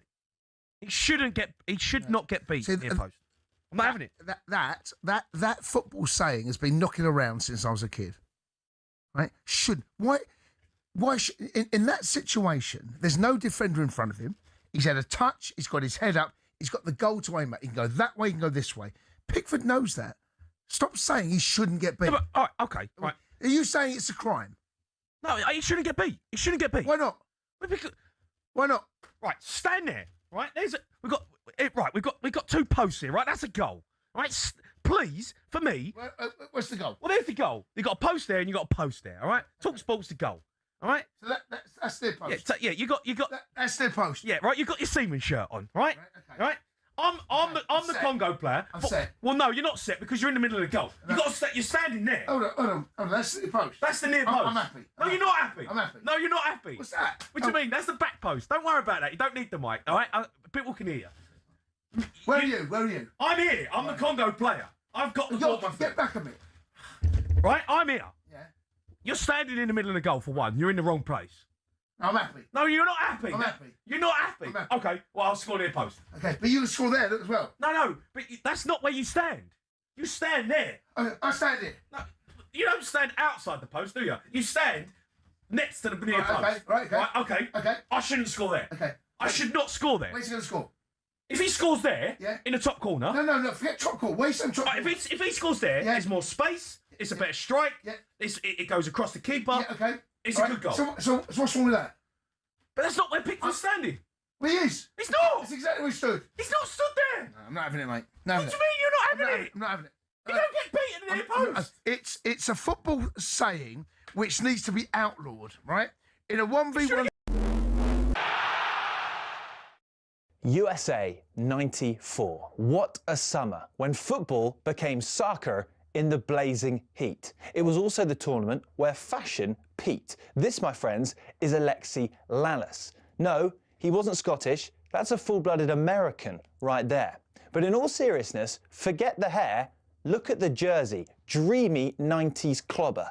And it was everywhere. That's the legend that's Georgie Hagi of Romania, OVS, Brazilian shot stopper, Taffarel, and a Dutch guy.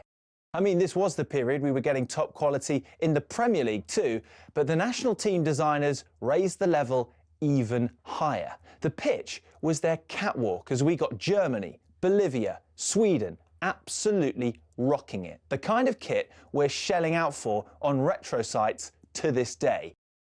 And Spain, another beauty. 10 points if you recognise that guy. Of course, this was America, so the cheerleaders didn't want to be outdone. But in the end, two of the less is more designs made it to the final. And when Baggio blazed over, Dunga got the honours. The entire summer was an explosion of colour that would have broken Instagram. Sorry, just trying to get that Larson one off eBay. 70 quid. Bargain.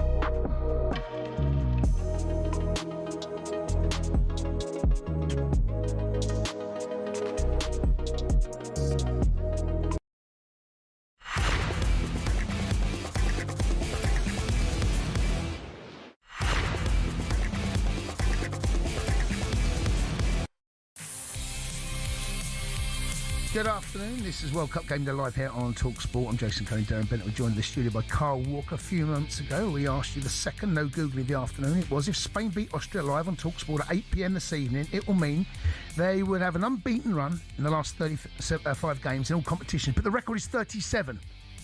What team is that? 37? 37. Unbeaten. I'll give you a... Well, I don't even Italy.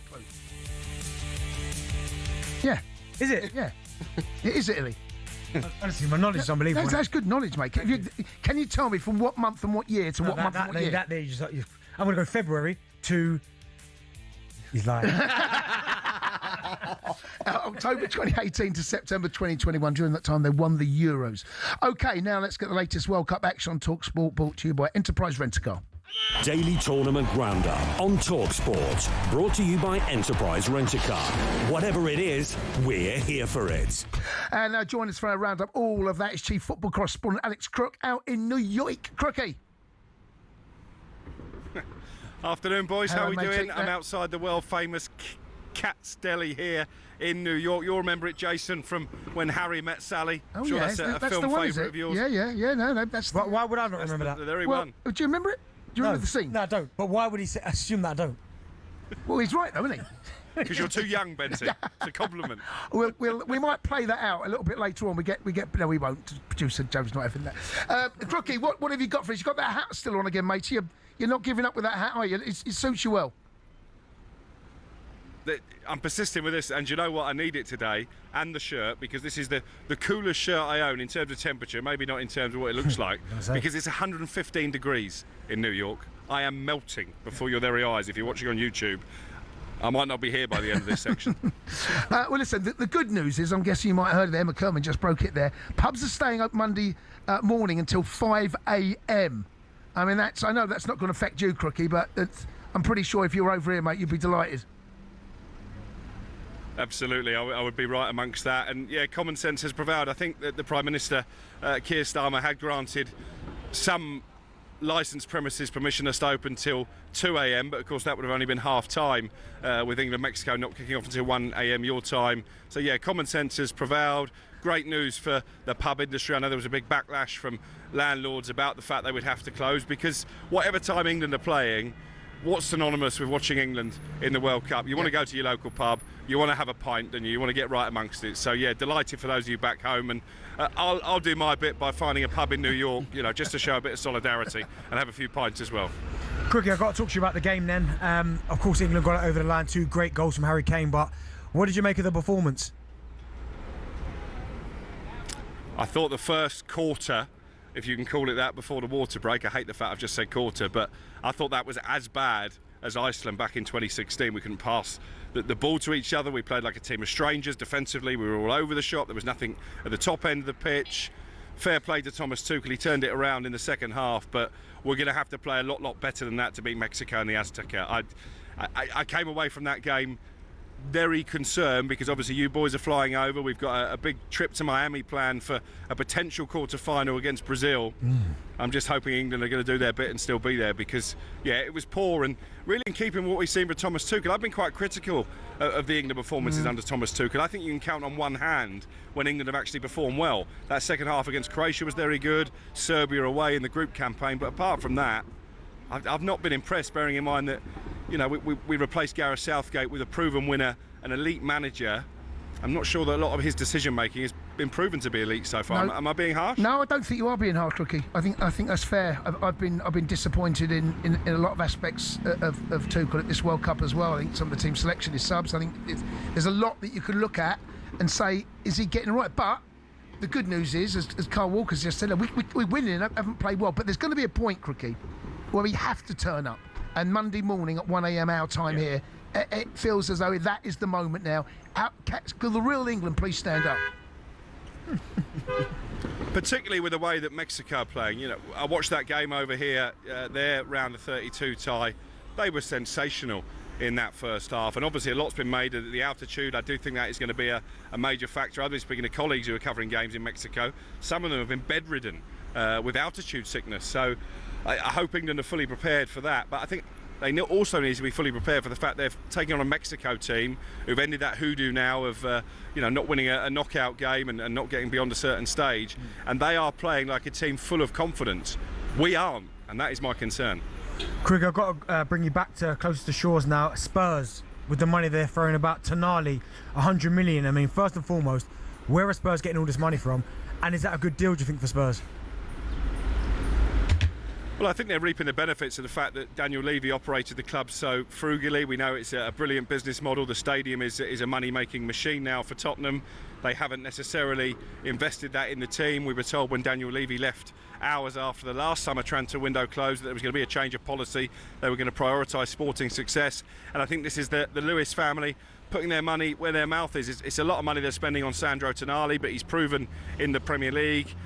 It seems £100 million is the benchmark now for midfielders of that quality. You look at the money that Elliot Anderson went for. I think Brighton would drive for a similar bargain for Carlos Baleba, who's still being watched by Manchester United. Bournemouth are looking at it and thinking, well, Alex Scott is an 80 to £100 million player. Palace will be thinking the same about Adam Wharton. So that is the going rate. And the precious commodity when I was younger were centre forwards. I've said it a few times, but now it seems to be that central midfield position. Look at Moises Caicedo and particularly Declan Rice and the galvanating effect he had on that Arsenal team. He was a transformational signing, and obviously Tottenham will be hoping Tonali can do the same for them. Do you expect them to spend more money? Because Fernandes 85 million, Tonali 100. Do you expect the business to be finished at Spurs, or do you think they'll try and bring more in? Well, you got Van Hecker 52 as well. Yeah. 2 players coming in on free transfers in Marcus Senesi and Andy Robertson. Again, good Premier League experience. I think they're still looking at a wide player. They want another forward as well. Junior Krupi at Bournemouth is a name that's just started to be mentioned, but I know Bournemouth are determined to hang on to him. Lucas Bergvall's an interesting one because he wants to leave. My understanding is that Tottenham have told him he won't be sold this summer. And let's turn attention to Forest managers. Pereira has been sacked. I mean, we know Marinakis can be, he can do some strange things. He acts as his club, he can do what he wants with it. Was that a surprise for you, Crookie? Not necessarily, because when he came in, we knew there was a break clause at the end of the season. It felt like a short-term solution just to get the points they needed to avoid relegation. He did that, obviously got them to a European semi-final as well. So on the face of it, you can say it's harsh, but it always felt like Pereira was just passing through. And then there's this issue he's got with his contract, whereby he's still being paid by Wolves. So talkSPORT's understanding is that he couldn't actually commit to a long-term deal at Forest, or he may well have ended up out of pocket. So, yeah, a strange situation there. Marinakis obviously feels that Oliver Glasner is an upgrade. I'd imagine Crystal Palace fans back home in the UK are fuming that he's defected from Selhurst Park to the City Ground when you look at the animosity between the two clubs over Forest taking Palace's spot in the Europa League last season. Yeah, Crookie, this one doesn't make sense to me because I thought when Oliver Glasner left Palace after what he'd done, FA Cup, the Conference League, the Community Shield, I genuinely thought he'd end up at, no disrespect to Palace, but a bigger club. That's what I expected. The fact he's now opted to go to Forest, is that because no one else came in for him?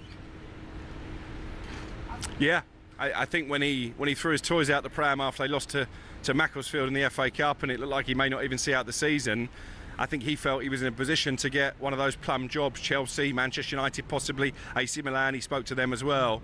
But I do wonder if he damaged his own chances by basically rallying against the owner, Steve Parish, and maybe other clubs that looked at that and thought, well, this guy is too volatile for us. So I don't think it did him any favours. I'm told he's been offered a massive salary at Nottingham Forest, certainly as competitive as there is in the Premier League. But I agree with you, on the face of it, it could be seen as a little bit of a sideways step, bearing in mind Palace have got Europa League football next season and Forest haven't. Crookie, I know he's going to go down as a Palace legend, I get that, because of what he's done, and you can't take that away from him. But just think now, he probably, if he does take the Forest job, he'll never, when he goes back to Selhurst Park, he'll never get the kind of ovation that he probably should have got if he hadn't gone to Forest.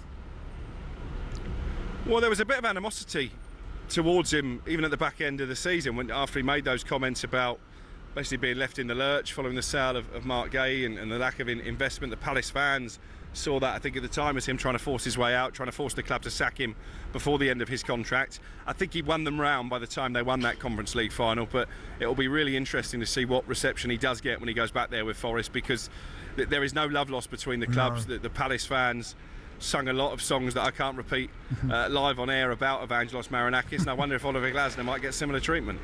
Crookie, you're a superstar. What are you up to the rest of the day?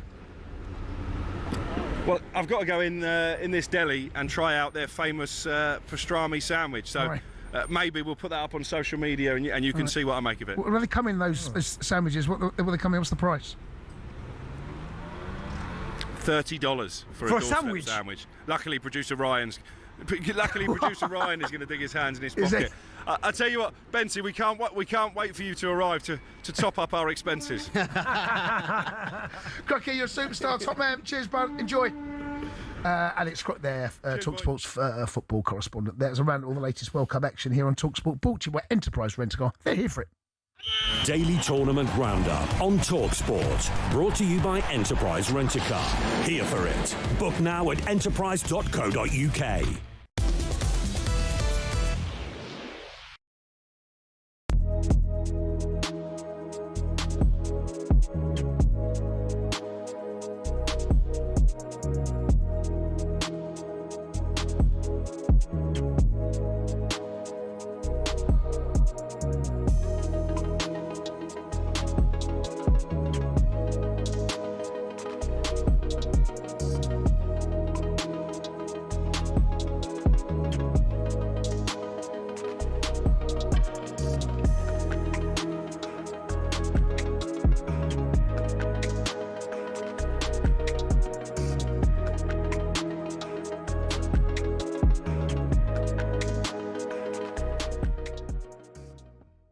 So if we get knocked out by Mexico, Yes. You still want a statue for Kane? Which won't happen. Do you want a statue for Kane? Yes. We get knocked out in the last 16. This conversation does This conversation does not need to take place. Why have you decided to phone up talkSPORT and say Kane deserves a statue? Why? What made you do that? Why did you think that? I know what I'll do. I'm going to phone the boys and say Kane deserves a statue. What made you do that? Of course he deserves a statue. He's not. He's still playing. Yes, exactly. So he can get even more goals. So it can back up. Why do you wait till he retires and see what he does? Do you give someone a statue? You don't give a statue to a player who's still playing, do you? Of course you do. Why not? Okay, I don't know this, but you can maybe help me. Name a player that's got a Ronaldo. statue. Ronaldo. That's still playing. Ronaldo is. Okay, go on. All right, go on. Okay, name another one. Where's the statue, by the way? In Ronaldo. I think it's in an airport somewhere. You can't have a statue in an airport, mate. It's in Madeira, yeah. You can't have that. I think Kane has got a statue somewhere. Hasn't he? You can't have it outside Wembley. I think Kane has got a statue. I think I've seen it. Mate, listen, Michael Jackson had a statue outside Fulham. He didn't score one goal for him, all right? All right? But come on, let's have this right. You've seen that statue outside of Jacko? See it? It's a good statue. Mate, it's terrible. He got. No, it's a good statue. Mate, it's not, mate. You know, it's all right, that. Mate, I don't know what was going on there. That was a weird one. I ain't against Harry Kane having a statue. No, not now. But not now. Let him finish his career. Let him see what he can. Yeah, Harry Kane's got a statue in Leighton. There you go. I knew you had one. In where? Leighton. That don't count, mate. You can't have that. You can't claim that. What do you mean? What do you mean you can't claim it? What do you mean? It's a statue. You can't have a statue in Leighton and pretend it's like... Mate, good gaff. Leighton's all right. Not knocking Leighton, mate. Good area. Yeah, Central Line. Jay. That's where he's from. Jay, I'm not knocking Leighton, right? You know, it's all right, Leighton. Don't be knocking Leighton. It's not being commissioned by town. It's not being commissioned by the FA. Hello, I'm Matt Forden from talkSPORT. This is How to Win the World Cup. This is the best squad I think England have ever had.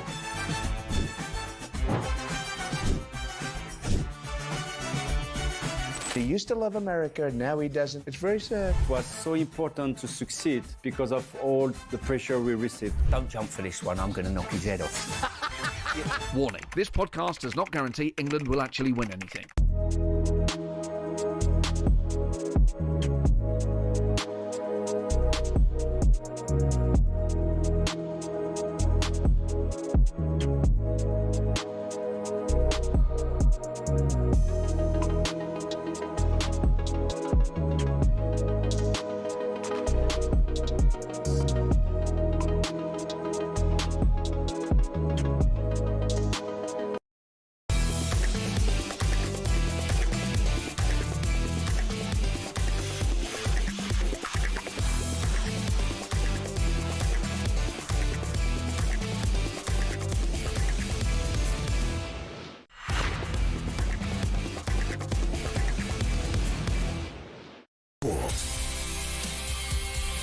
Good afternoon, you're listening to World Cup Game Day live here on talkSPORT. I'm Jason Cundy Darren, Benton Carl Walks in the studio with us, brought to you by Enterprise Rent-A-Car. Here for it, book now at enterprise.co.uk. Still to come, we discuss incredible Harry Kane, but just quickly, let's get an update from Wimbledon. Lisa O'Sullivan is there for talkSPORT. Not looking good for Jacob Fernley because Jaume Munar of Spain is about to serve for the match, leading 6-4, 7-6, 5-4 in the third. Earlier we saw Arthur Ferry go through. He's going to play Zizou Bergs in the next round. He was named after the great man Zinedine Zidane. Matteo Berrettini is closing in on victory on centre court. And Francis Tiafoe is underway against Britain's Jan Choyinski in the early stages. On serve, Tiafoe serving 1-2. Thank you very much, Lisa, and she'll keep us updated all that goes on at SW19 now. Right away from the World Cup for a second, it's announced that Vitor Pereira will be leaving Forest, and the man to replace him is reportedly Oliver Glasner. Here's what former Palace midfielder Darren Ambrose thinks of Glasner swapping Selhurst Park for the City Ground. This is a manager that could have had a statue put outside Selhurst Park. He's ended up almost getting booed out the door, to be honest, and this has just cemented the personal legacy is not going to be there. He's not going to be thought of fondly in terms of the personal side of stuff. In terms of the success, of course he's going to be. I'm looking for and I'm hoping to be there at Selhurst Park when Nottingham Forest come around, because I think there's only maybe Millwall, Brighton and potentially Charlton that Oliver Glasner could have gone to that would have got a worse reaction than what he has now. Darren Ambrose there looking at... looks like Glasner is going to be going from Selhurst Park to the City Ground. Benty, you're Crookhorn just talking about it there. I think you've got a good point where you say, I think he was waiting for something to come along, something bigger, and it just hasn't materialised. I mean, look, I'm not... Forest are a big football club. I'm not saying they're not, but I wonder whether he was looking for... Well, he was linked with Manchester United, Chelsea, maybe even going out to Italy. Hasn't happened for him for some reason. But that's the thing, and you're 100% right in what you're saying, because when you look at Oliver Glasner and what he's done at a short space of time at Palace, I mean, Palace last season finished 15th and Nottingham Forest 16th. Palace also have won an FA Cup recently. They've won a Europa Conference League, a Community Shield. I honestly felt when he was leaving Palace, and he made it quite evident earlier on in the season, I thought he was going to a big head. And again, no disrespect to Forest, but they just about survived relegation last season. So the fact that he's going there now, and they are a bigger club in terms of history than Crystal Palace, but I thought he'd go to a bigger club, maybe out of the No, but I don't think it's happened for him. I think basically that's what he's been. I think his agent would have been obviously... But he would have been there, this is what I don't understand, he would have been there when Marinakis made up all this about John Textor. About Textor, yeah, Textor, not Sexter, Textor. Yeah, no, John Textor. It was John Textor. You're right. No worries. Once you get that right, Textor, about the noise he was making, about he did shares and all that. He ain't going to care about that, is he? Yeah, but it's more. You know, some things are bigger than. Glasner didn't grow up a Crystal Palace fan. No, but the legacy that he'd leave there. Come on. And no, but okay. Has he ruined his legacy? Pep's not going to, I don't know, United. No, Pep's not going to United. That's what I'm saying. So, but you know, that's different, isn't it? You think, well, because of their rivalry. I just think... I don't... Crystal Palace Forest rivalry? It's not rivalry. It is now after what Marinakis... Jose went from Chelsea to Spurs. Managers do it. Yeah, they do. But no, I just think for what he done, Glasner, I just didn't think... Like, he got the Palace fans back on board to then go back the other way. I think he wanted the sack, though, didn't he? I got the sense that some of the things he was saying, I think around about Christmas time, just before Christmas. Palace fans will hate him now. Hate him if he does this. So there's no statue? Oh, he should have one, but he won't have one. Victor Pereira reportedly only found out he was leaving Forest just 2 minutes before the official announcement. I mean, Marinakis, he does it his way, mate. Whenever you think of him, right? He don't care. He don't give a monkeys about anything else. No. I'll do it my way, and you can go do one. Do you know what though? Speaking to players that have played for him, right, and people that know him, say that he's unbelievable to work for. I bet he is. I bet if you're in his camp, yes, I reckon he's wonderful. Yeah, apparently when you're in the circle, he is your. Like he can't do enough for you. Yeah. But these type of situations here, I mean, I thought Pereira did actually all right last year. I mean, he saved them practically. Yeah, he did. But like you said, it was a short-term contract, and that clearly was get us out the muck we're in, right? And then once we've sorted ourselves out, we'll see how things lie. Yeah. Burnley, you haven't got a manager yet, have you? No, not as yet. Not as yet. Hopefully, obviously, for the club and everything, for the players, hopefully something can get sorted ASAP, because, going into the season without a manager is not ideal, but hopefully they're just waiting for the right person to come. So you start pre-season Monday? I started last Monday, yeah. Well, this Monday that's just gone, yeah. Right, okay. And who's in charge now? Is it? Yeah, still Jacko. Yeah. Still Michael Jackson, yeah. He gets that around the training ground, yeah. Don't worry, he gets it, so I won't be offending him by doing it. Yeah, but listen, we're just obviously cracking on, getting the minutes in our legs, getting the fitness back up, and we fly to America on Tuesday. Do you know, I need to know what day one was like, because I remember when I first started pre-season, I need to know what your day one was like. They do a load of testing now on your hamstrings and your quads and your calves and this, that and the other. I do the testing and get cramp. I'm not used to doing a lot of weights. I just kind of just go for the genetics. But and then we did the yo-yo test, so anyone that knows the yo-yo test, it's just a continuous run until you quit. So I do still the bleep test. Is it similar to that? Do you know what? I think the yo-yo is hard. Yeah. Because there's that little bit at the end where you slow down effectively, and then you have to go again. Bleep test, you just kind of keep that rhythm, just keep getting through it. The bleep test, isn't it? It's a continuous plod, but the yo-yo is a slow down to then go again. But I finished middle of the pack, 36 years old, middle of the pack. Which I'd take that. Good question. Don't know. I was laying on the floor. Like completely disinterested. But then we had to do a little bit of a football session after. Yeah. So then I was full of beans then. Experience. Don't go right till the end. Save yourself a bit in the tank. And I was like, come on, lads, we're going off. We're going to play football now. Do something that we're going. And they were looking at me like I was lost my mind. But it was good couple of days we've had in a time. What number pre-season is this for you? 20. Number 20. Yeah, number 20, yeah. How do you find it? I mean, you haven't completed this one yet, but how did you? The older you get, how are you finding it? Is it? Because listen, pre-season is the toughest part of a footballer's life, right? Yeah, horrible. It's the toughest part. I used to make myself I wouldn't make myself sick. You could be sick. Yeah. Like going, oh, I've got pre-season tomorrow. Like nervous. Yeah, is that nervous? Like first day back at school. Yeah, it's not great. It's not great, but you learn to manage yourself. I think the older you get, the more lenient the coaches are with you. That if you don't complete something or do the full thing, they kind of say it's okay, he's 36. Yeah. But you know, when you're a 22-year-old, you do get that feeling of nerves going into the building in the morning. But you know, it's been good. It's been good. I think they manage it a little bit better now. Do the goalkeepers get involved? Because certainly when I was doing pre-season, it was all about if the goalkeepers did the runs, just beat the goalkeepers. like everyone's running out. As soon as one of the goalkeepers drop out, then people start dropping. Yeah. No, the goalkeepers are having a jolly up in the corner these days, aren't they? Just catching tennis balls and stuff. But obviously they will be working hard. But I remember that waiting until the goalkeeper drops out. You were straight out, weren't you? Okay, it's fine now. Yeah. You can't let a goalkeeper beat you. If a goalkeeper is still going out, it's not good. Come on, I hope it drop out.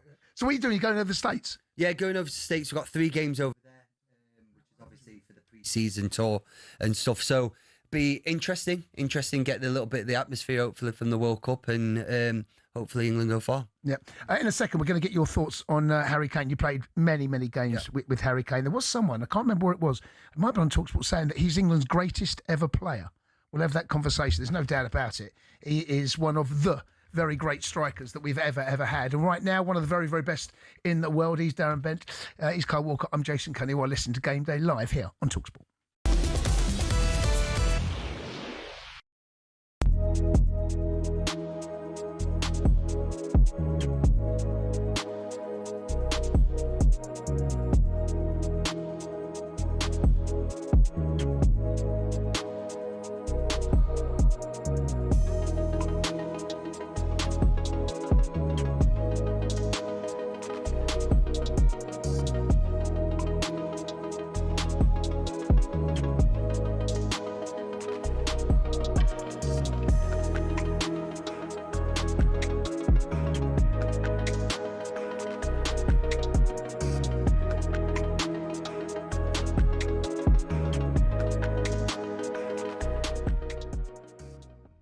Gabby's not so happy that even though we won the game, he's not happy with Harry Kane.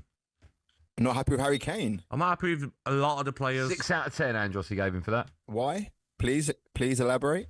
I thought Harry Kane for most of the game, dropping too deep as he done in the Euros. I thought his hold-up play wasn't great. Yes, fantastic goal, the second one. That's what he's been doing all season. That's what Harry Kane can do. But if you're talking about the whole 90 minutes, I think he can do a lot more. But he's the last 5-6 years of his career, he's been dropping deep.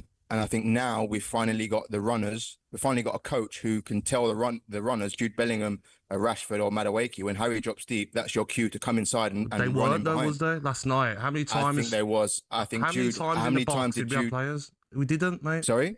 How many times were Madueke about to cross it and there's no one breaking the neck into the box? I agree. If he does drop off Kane, Jude's got to. I think he's made 4 or 5 good runs off the back of Harry Kane dropping deep. Yeah, I'm not sure, mate. Just let me ask you my argument when I was having this discussion with Gabby this morning was no matter how a goal scorer plays during the 90 minutes, if he scores 2 goals, one of them's the winner and an absolute banger, he's had the perfect match. Like, please let him do that against Mexico. Please let him do that against Brazil. And all the way to the final. But Kane was the least of our problems. But I haven't made that like Kane was the big issue. Don't twist it to that side. I'm not twisting it. We had 10 more problems than Harry Kane. I know, but we'll get to the other players in a moment. But I want to ask Andros, if you score 2 goals and you win the game with an absolute humdinger, can you have anything but a great game as a goal scorer? No, your job is there to score goals. Harry is our talisman. He's there to get us out of situations like he did today. Yes, he didn't have that many touches because DR Congo scored in the first. Thomas Tuchel's busy trying to bring glory back to England for the first time since '66. But how did he get here? Well, from the sleepy town of Krumbach via some giants of European football, here's his journey to Wembley. Sitting around 60 miles west of Munich, Krumbach's population is less than 14,000 people. But Tuchel's friends there remember a boy whose ambitions lay far beyond the Bavarian community. His will to win was evident early. Tuchel often captained his youth football teams, and his school side lifted the national German football trophy in 1987. The Sport took the young defender on a whistle-stop tour of South Germany, from Augsburg to Stuttgart and then Ulm. A knee injury ended his playing career at the age of 25, though. Tuchel accepted his first coaching role in the Stuttgart youth setup in 2000, hired by none other than Ralf Rangnick. Under Tuchel's stewardship, the club's under-19s won their league title in 2005. But Stuttgart chose not to renew his contract, feeling Tuchel had an abrasive personality. He went on to manage Augsburg's second team before spending 5 years at the helm at Mainz. He then followed in Jurgen Klopp's footsteps and moved from Mainz to Dortmund. Here, Tuchel secured his first major silverware, the German Cup, in 2017. 8 more major trophies came next for Tuchel in just 5 glorious seasons. He won 2 Ligue 1 titles and a pair of domestic cups as PSG boss. At Chelsea, he famously lifted the Champions League, as well as a Super Cup and a Club World Cup, and he also bagged a Bundesliga at Bayern Munich. And then, 4 months after leaving Bayern, Tuchel was unveiled as England's new manager. I always wanted to come back to England. That was my big goal. I have the best memories of the country, of the league and of the players, the attitude towards the game, the attitudes from the supporters. Well, here's hoping Tuchel can finally drag England over the line at a major tournament.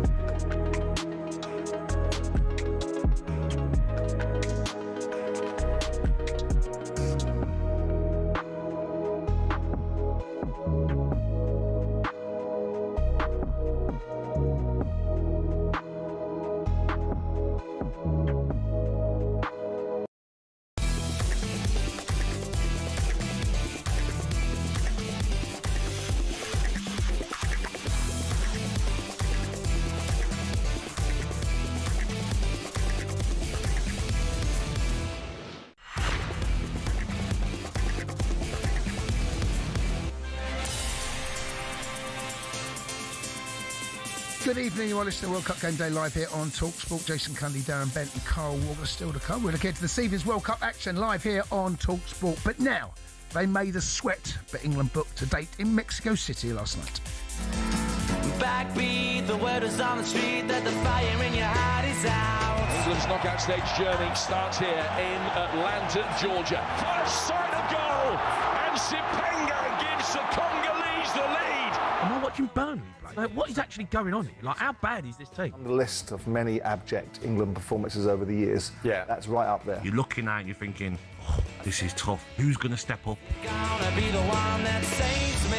It's Kane! Oh, thank goodness for that! Harry Kane with the equaliser that keeps England in the World Cup. Harry is our talisman. He's there to get us out of situations like he did today. Kane on the turn. Oh, what a goal!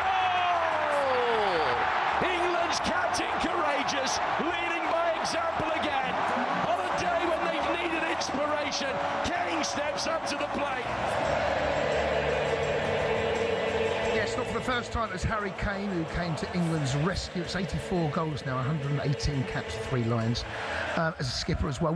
Where would we be without Harry Kane? It's as simple as that. And speaking on Fox Sport last night, Zlatan Ibrahimovic thinks it's about time he was invited to Buckingham Palace. This England, I just say Harry Kane. He did 3 things, 2 goals and the 1 run he did that Thierry said that says everything, how much he means for this team. We talk about Messi, Argentina, France with Mbappe, but they have other superstars also. We talk Haaland for Norway, but when it comes to England, it's all about Harry Kane.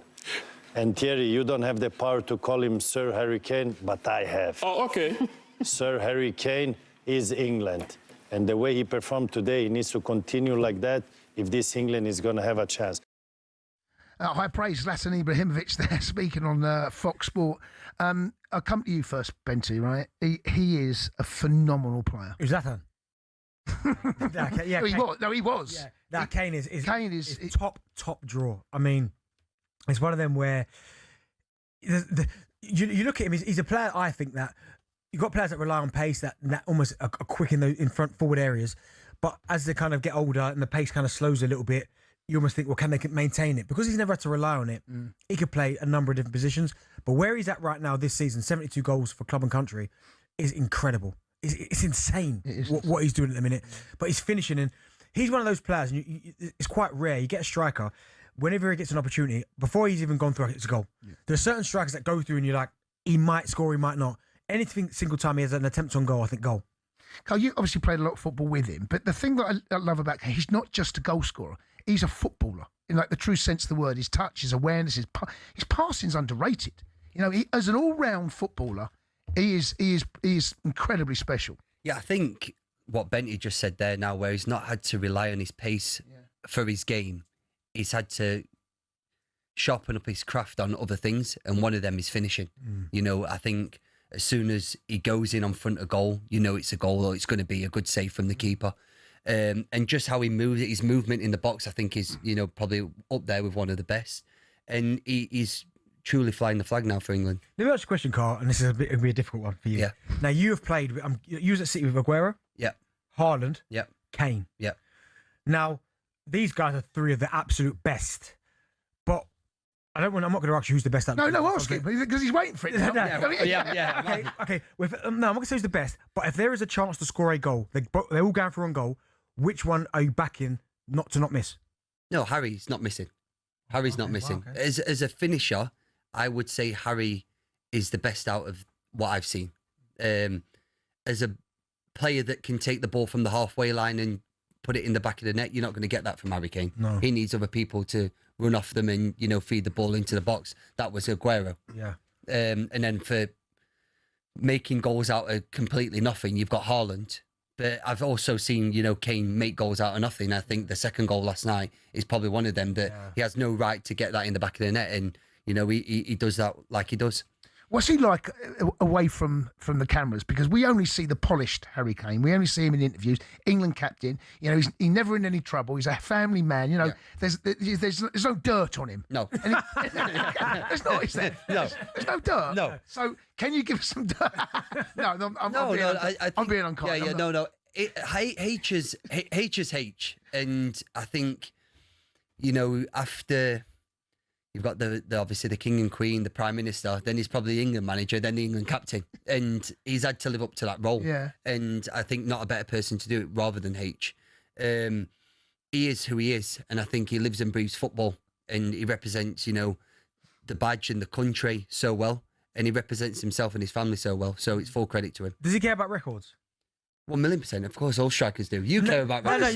No. Of all the people who ask that question. The reason I ask that is because I obviously, you look at Haaland, he looks like he's desperate for records. Obviously, Aguero did as well. But when you look at Harry Kane, he's desperate for records. Is he? Yeah, of course he is. All strikers are. You know, I always said to everyone that play football that strikers can have a bad game for 80 minutes, 85 minutes, and put it in the back of the net, they run off celebrating. It's all about them on the back pages.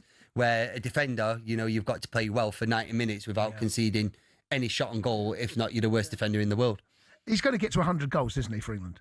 I hope so. What's he on now? 80, he's on 84 now, right? Yeah. So he's close. And he's going to get them. Yeah. Isn't he? He's still going to be hanging around for another 2 or 3. So he's going to surpass 100 goals. That's...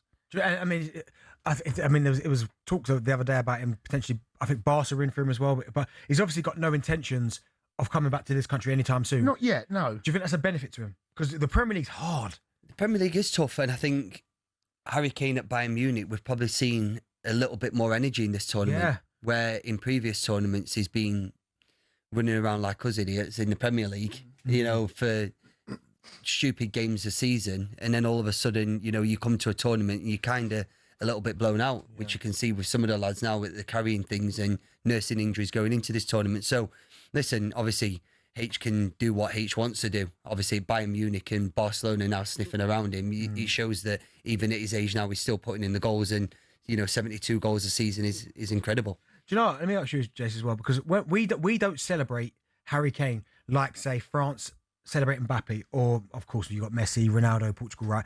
But do you think in this country we don't celebrate Kane as much because we haven't won the Euros or a World Cup? No, the stick that the fans used to beat him with. I've been saying that Harry Kane, I've been talking about Harry Kane for ever since he broke into the Spurs. You could see this kid is class. And he scored in his England debut as well, right? And he was, Carl mentioned earlier, one season wonder.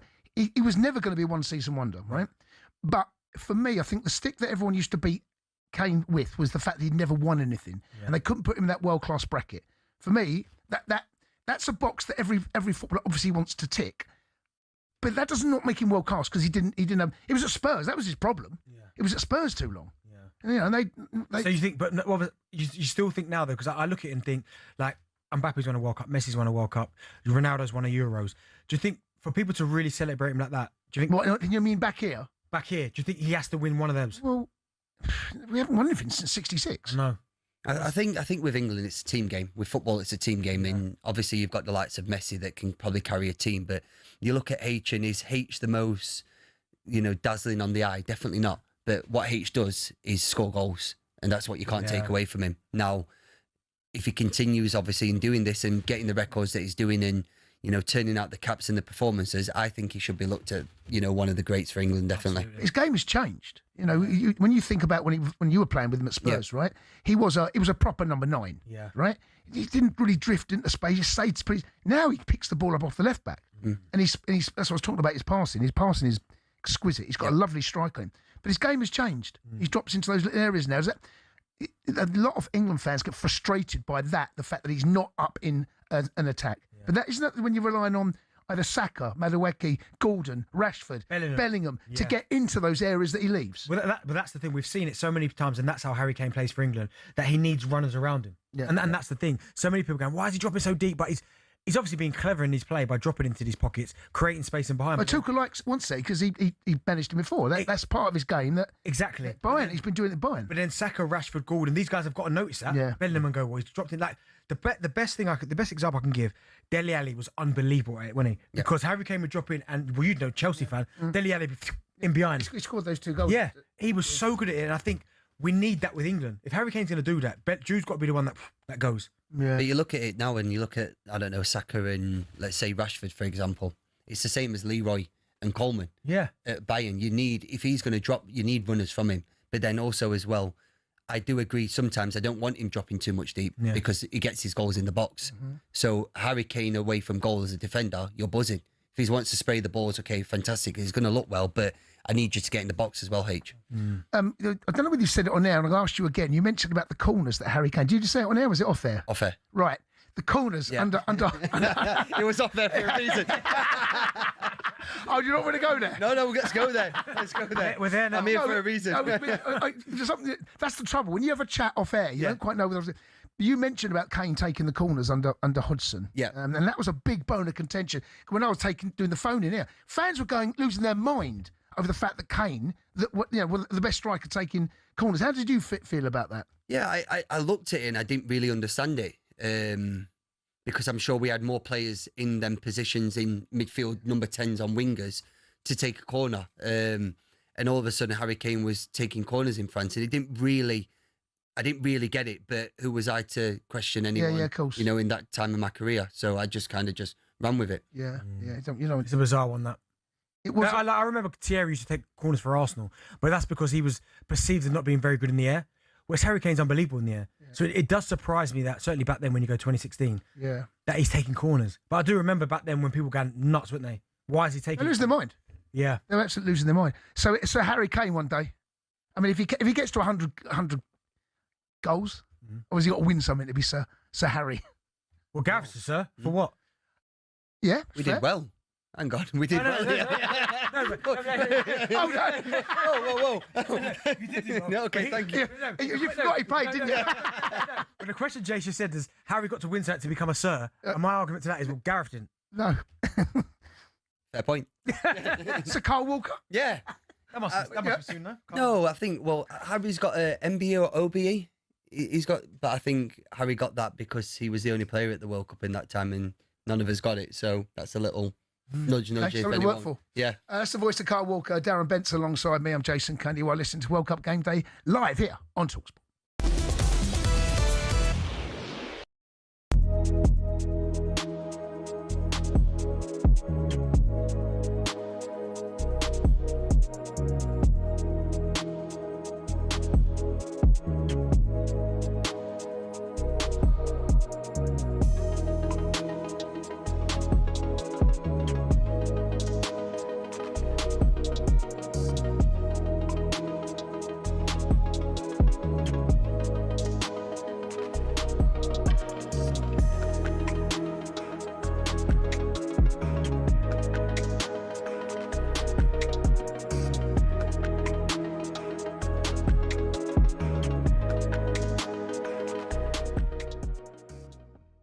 Harry Kane, I'm going to give him a 6. What? Fantastic second goal, but his overall performance, for me, not good enough. He scored 2 goals. I don't care, mate. All right. I don't care. I don't see what more you want from a striker. I played the position, mate. As a striker... You've scored 2 goals in a World Cup knockout game? What you want more as a striker is you need to be involved in the game. How many times were we saying last night, watching the game, get in the box, get in the box. Let me ask you this now. When we play Mexico, right, if you had the option to take exactly the same Harry Kane performance with 2 goals or not and start from the beginning, what are you taking? Yeah, of course you're taking the goals, but when you play better teams, you're not going to maybe score them chances. No offence to Congo. Yeah, but he did. But no, of course he did. But is he going to do that against the top defences? He's not. I know, but I'm just saying. Okay, then. Here's one for you then. Yeah. Say if we get to the semi-finals, okay, and we're playing Argentina, or the final against France. Yeah. And he's not getting those chances. Do you still, no problem with him playing centre field? You're marking him I'm saying, on the performance that he did get them. I'm asking you a question. You're talking about different games. I'm asking you a question. Against Argentina, say we get to the semi-finals, the final against France, do you want Harry Kane being more involved in the game? Do you want him holding the ball up? If he scores 2 again, no. What if he doesn't score 2? Well then, yeah, but he did. Okay, yeah. But he did. But you're marking him on a performance where he did score 2. Exactly, but the whole performance isn't just about, you scored a great goal. What was your performance like for the whole game? Simple. Okay. If you had that game, and scored those 2 goals, would you feel a little bit down about your performance? I would do, yeah. I'd be like, could I have done a lot more? Could I have done more for my team? I don't think if you score 2 goals and the second one's like that as the win, I don't think you can feel down. That's my opinion, mate. Okay, all right. Yeah. Sorry, mate. That's all right. I'm just being honest.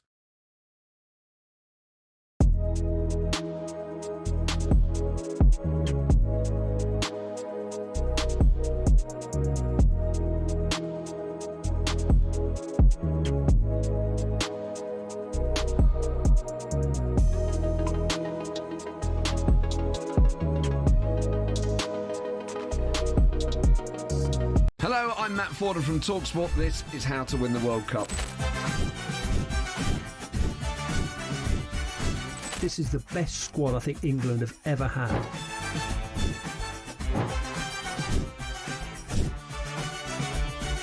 He used to love America, now he doesn't. It's very sad. It was so important to succeed because of all the pressure we received. Don't jump for this one, I'm going to knock his head off. Warning, this podcast does not guarantee England will actually win anything.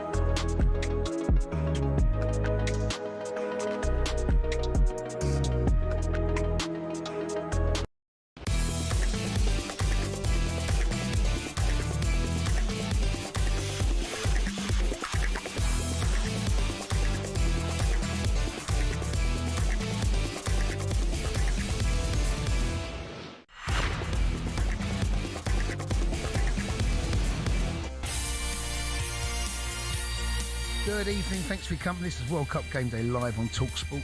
Cundy Benton Walker brought to you by Burger King, Burger Buddies. Total tournament satisfaction delivered by the experts. Order now on the BK app, still to come. We'll look ahead to all of this evening's World Cup action, but just quickly, let's get an update from SW19. Lisa O'Sullivan is watching for talkSPORT. So there's been a lot of talk about Naomi Osaka's walk-on kimono this week. Less has been said about the men stepping up this year. Novak Djokovic has been sporting a blazer. Taylor Fritz has gone full Roger Federer 2007, adding long trousers and a silk scarf to a tailored jacket. But I think Francis Tiafoe's gone one better, a touch of the full Monty, airily ripping his trousers off in one smooth action ahead of today's match. He's playing Britain's Jan Choinski, who climbed into the world's top 100 this week. We're at the business end of the first set. Tiafoe serving 4-5.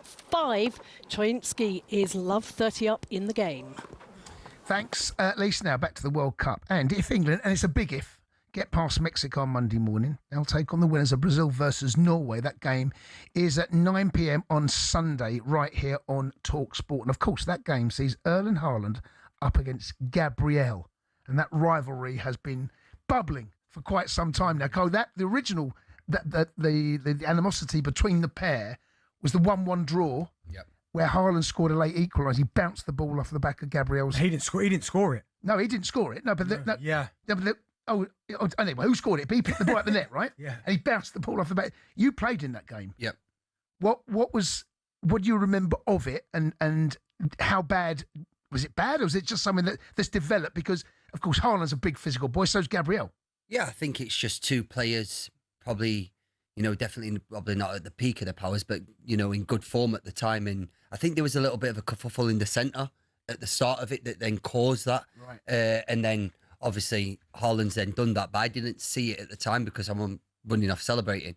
Then after, obviously, there's the media speculation and everything like that. But I think it's good as long as it don't overstep a mark and doesn't spoil the game. I think that centre halves and centre forwards should have a little bit of a battle together. Does he generally dislike Gabriel, or is it one of those where he gets on? No, I think he respects him. I think he respects him as a player because he's a very good player, and I think he's come on leaps and bounds in the last couple of seasons at Arsenal. But he's obviously Gabriel's doing something right to get underneath Haaland's skin, and as defenders, that's what you want to do to your centre forwards. Don't get many rivalries like that now, do you? Remember, like Keane and Vieira with them. That was the one. Yeah, but you know what? Yeah. I do like the season that's just gone. I love the way at the Etihad the referee allowed the game to those two to go at it. It didn't keep blowing his whistle for the fouls. And I don't know if it was at the Etihad or the Emirates where Gabriel did through the headbutt and got away with it, and Haaland didn't go down. Yes, he did. That's right. But the way that the referee allowed those two to tug at each other, I think you want to see that. You want to see the referee getting involved in those kind of battles. No, especially when they're two physical boys. I mean, the physicality that Haaland's got, you've got to come up against it. You've got to stand up against him, or they would just walk all over you. Yeah. Do you think he's got? That's a mad question, but do you think Norway have got a chance because of him? I think you've got to say, to win it. To win it. Or, okay, to go deep into the competition. Yeah, to win it's a big call. But when you've got someone like him that can pull a goal out, how many's he got now? 5? I think he's got 4. 4, yeah. No, 4. So he, could have 5. Could have 5. Yeah. Oh, he's scored in every game, right? He's got 5, yeah. He could have 5, yeah. He scores goals. In answer to your question, you've got someone like him up top, yes, but they're not going to win it. No, I think they've got every chance of going far. I don't think they're going to win. I think it's obviously a little bit too much for them. But when you've got him on the pitch and a player that can score a goal out of anything, in any given moment, you've always got a chance. And the reason I asked that question is because when you've got someone who is as good as him, you talk about one of the best in the world, and he's lethal. Yes, he is, yeah. If you're a defender or defensive team, if you can just keep it tight back door, he's going to get something. Yeah. And Odegaard he's looked more like the Odegaard, not that we saw at Arsenal, but probably I know what you mean, a couple of seasons ago. He looks more like he's into his groove as well. So I just think if the defensive go right, you know what? We'll just keep it tight. He'll get chances. Yeah. Well, have you ever known a tournament like this, right, where all the big dogs have stepped up? I mean, they've all turned up. I mean, Messi, Mbappe, okay, Dembele, Kane, and Ronaldo's on the score sheet now. Vinicius Junior's rocked up. Haaland's rocked. I don't think I've ever known anything quite like this, where everyone you expect to be on the score sheet is got on the score sheet 2 or 3 times. I mean, for the spectacle of football, it's fantastic, and especially being in America and probably the biggest stage, it's fantastic. But you probably wouldn't have thought this at the start of the campaign. that all of them would get on the score sheet as well as they're doing. But, you know, fair play to them. They've all stepped up to the mark. Yeah, they have. What's he like in training, Haaland, to play against? Small areas is probably not, I think that's not me doing Haaland a disservice here, but in the small areas he's not great because he needs a space to open up and obviously get his legs going. But he scores goals and you give him any chance, you know, in any way. I remember the goal against Dortmund where his leg's above his head. And he shouldn't put his leg there, but he does that and he creates something out of nothing. And I think once they've got him in his team, and like you said there, they're always in for a chance, but I think probably a little bit of a step too far to win, Benny. So we talked about Gabriel and Haaland having like a rivalry. Did you two ever have like a rivalry with a centre half or a winger that you come up against, that there was a real rivalry between you or not? Yours probably Mbappe or Vinicius Junior, no? No, mate, I think mine was probably Chelsea, just as a team, just with what we did at Tottenham and everything like that. And then I moved on to City and was probably... Did you play in the game at the back of the bridge? Yeah, I did, yeah. You one of them? Oh, yeah. You one of them? Yeah. You one of them, are you? It was fantastic. It was fantastic. That meet, I can always remember it. And that was a nuts game. Yeah, it was crazy. But I can remember Dembele sat at the pre-match, and maybe people don't know this, but he was the most quietest person ever in the dressing room. Musa? Musa. And he was just kind of like, listen, lads, if we can't beat them, we're just going to make it into a brawl. Like, not as in a brawl of what it turned out to be, but we're going to make it as physical as possible. Because we felt that we had the upper hand with, like, me, Rosie, Musa, Jan, and we're just going to try and do something different. Obviously, we went 2-0 up, and we should have never turned it into a brawl. We should have just kept it as it was, because we was doing completely fine. And I think, obviously, that got the fans up and the energy up in the stadium, and then Hazard came on and did what Hazard did and stuck it in and killed our challenge. What was it that started it off? Because in my brain, I can't... The I only think one... that was me. Was it? Yeah, I'm Pedro, yeah. Yeah. I don't even remember. Yeah, that was me in the corner. There is a clip on YouTube, you go, of all those tackles that go in. Some of them were unbelievable. I mean, there's a couple of red cards in there. Yeah. Was it Clattenburg? The referee? Yeah, it was, yeah. He to be fair... He didn't got pushed down the subs. Did he? Yeah, in the massive... Is it Goscinny? Did Goscinny... I'm sure it was Goscinny. Goscinny, I think, fell over. Fell over. Oh, mate, it was unbelievable. Was it? Oh, mate. Because in my head, I can't remember that one. But the one I can remember was, do you remember Tuchel and Conte? Oh, yeah, Conte. See, that's the one that I can remember in my head, where they were at it at the sidelines. Yeah, that was a 1-1 draw. That was where... Yeah. Not the result. If there's any match that I could go back and play again, it'd be that game. Would it? Yeah, it'd be that game. I think so. Just for... Just the excitement of the game. You know, it's a good old-fashioned game. It was a bit of a throwback. And it's... You look back on it now. I mean, I was commentating on the game. It was a nuts game. Yes. What was it like going? No, it wasn't nuts. Yeah. It was nuts. Yeah. Going back with that rivalry between Chelsea and Spurs, right? When you were at Spurs, how big were those games? Well, not in the first part, because I probably look forward to, you know, obviously the North London derby or West Ham being the highlights that I would look for the first on the calendar and the fixture when they came out. But then Chelsea went on and won the leagues and did what they did, and then we was challenging at the top, and it felt that they always seemed to burst our bubble when we got to finals in the cups or semi-finals in the cups. It was always Chelsea that we come up against and not win. So it kind of turned into a rivalry of the players through that. Right. Okay. Yeah. The battle's him. Your old man. He's a Chelsea fan. Yeah, he is. Right? That's the one fixture you look forward to. It is indeed. This is Game Day Live here on talkSPORT. Darren Bent, Carl Walker, me, Jason Cundy.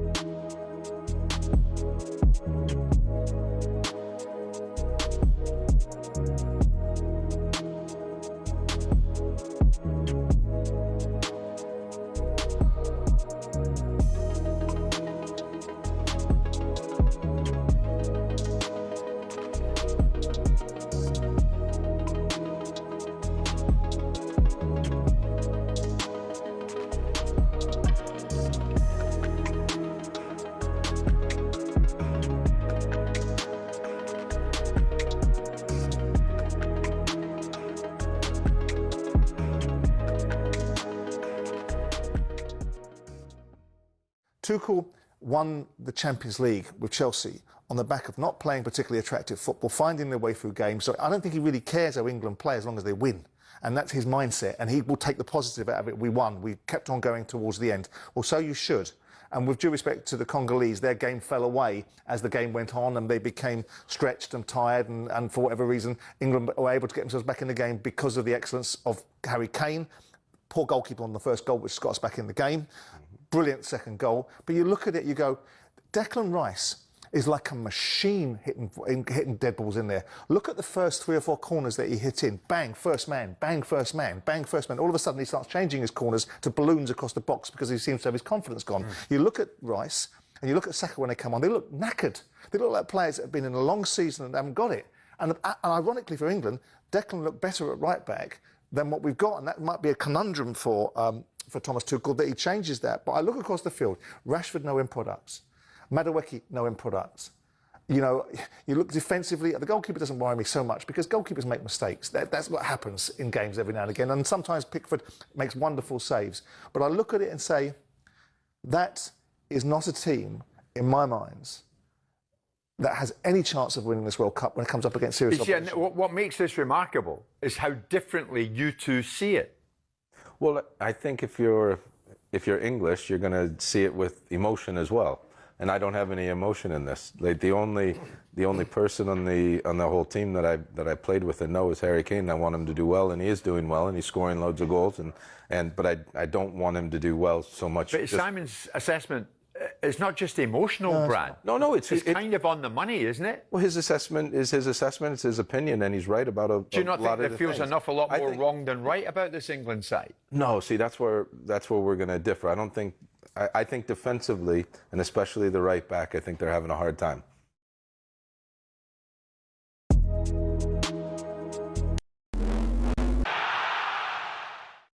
USA 94. What a summer when football became soccer in the blazing heat. It was also the tournament where fashion peaked. This, my friends, is Alexi Lalas. No, he wasn't Scottish. That's a full-blooded American right there.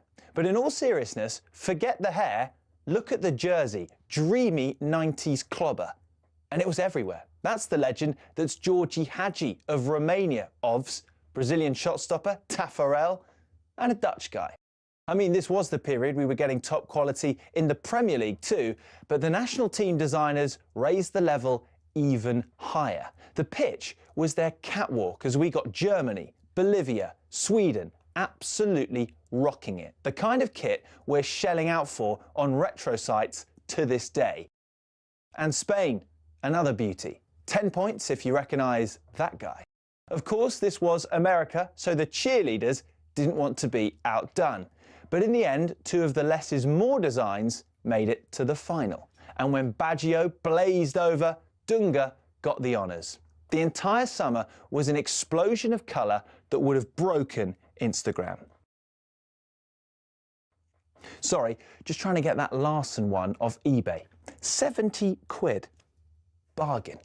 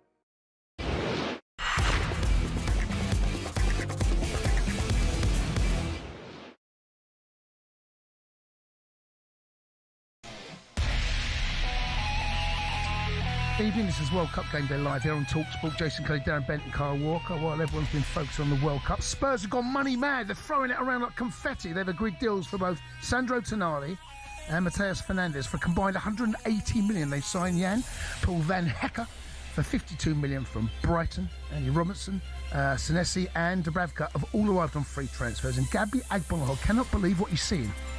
I speak for Newcastle fans, for Villa fans, for a lot of fans whose clubs can't spend money right. Spurs have finished 17th 2 seasons in a row, right? And then teams like Aston Villa, who have just won the Europa League, are getting fined £19 million and can't spend any money. It's a joke. They're obviously spending. I don't care. Blimey. It's a joke. Your team as well, Manchester United. Spend whenever you want. The rules are a joke. Just what's the point, mate? What's the point? The rules are terrible, though, Andy. Come on, mate. Be real now. It's that bias, mate. It's that so-called top 6 bias. Clubs like Aston Villa and Newcastle can't buy anyone. But Spurs finished 17th 2 seasons in a row and then go and spend. What's next? Who's going to go and get next? Just mad. Listen, I don't think he quite understands what FFP stands for because he's used Man United as an example. One of the biggest clubs in the world. No, but I think he has got a point. I think he has got a point about the fact that, and I feel for Newcastle and Villa fans because they've got one hand tied behind their back. Yeah. And they can't spend the money they've got. And now he's right. Villa are getting fined. What did they get fined? 90 mil? It was a lot. Yeah. But it's one of them where. But the only way that obviously the club can grow is they have to get in the Champions League every single season. Now, with Newcastle and Eddie Howe, I feel for him because what's he supposed to do? You look at the recruitment they've had over the last few seasons where he's bought players for less and sold them for a profit. And then all these best players, Tonali's now going to leave. Bruno Guimaraes is now Elliot Anderson's the one. Yeah, but I think back then they didn't quite know that he was going to turn but they had to sell him. Yeah, because of the financial fair play. Right, they had to sell him. Not they wanted to. Isak, gone. And you know they haven't even got a sell-on clause as well. I feel, Eddie Howe, the job he's done at Newcastle, I think has been phenomenal. But what is he supposed to do from now? What is he supposed to do? You lose Isak, you get Voltmarder.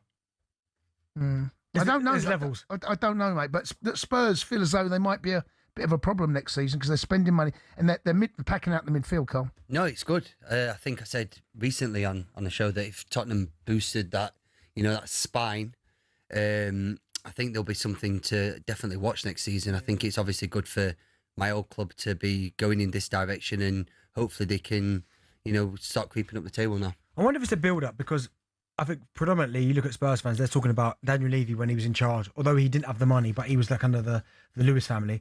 They didn't spend a lot of money for a while. Do you think that's why this window they can? Because it's a bit like Liverpool. Last summer they went crazy, didn't they? Broke the transfer record twice. Yes.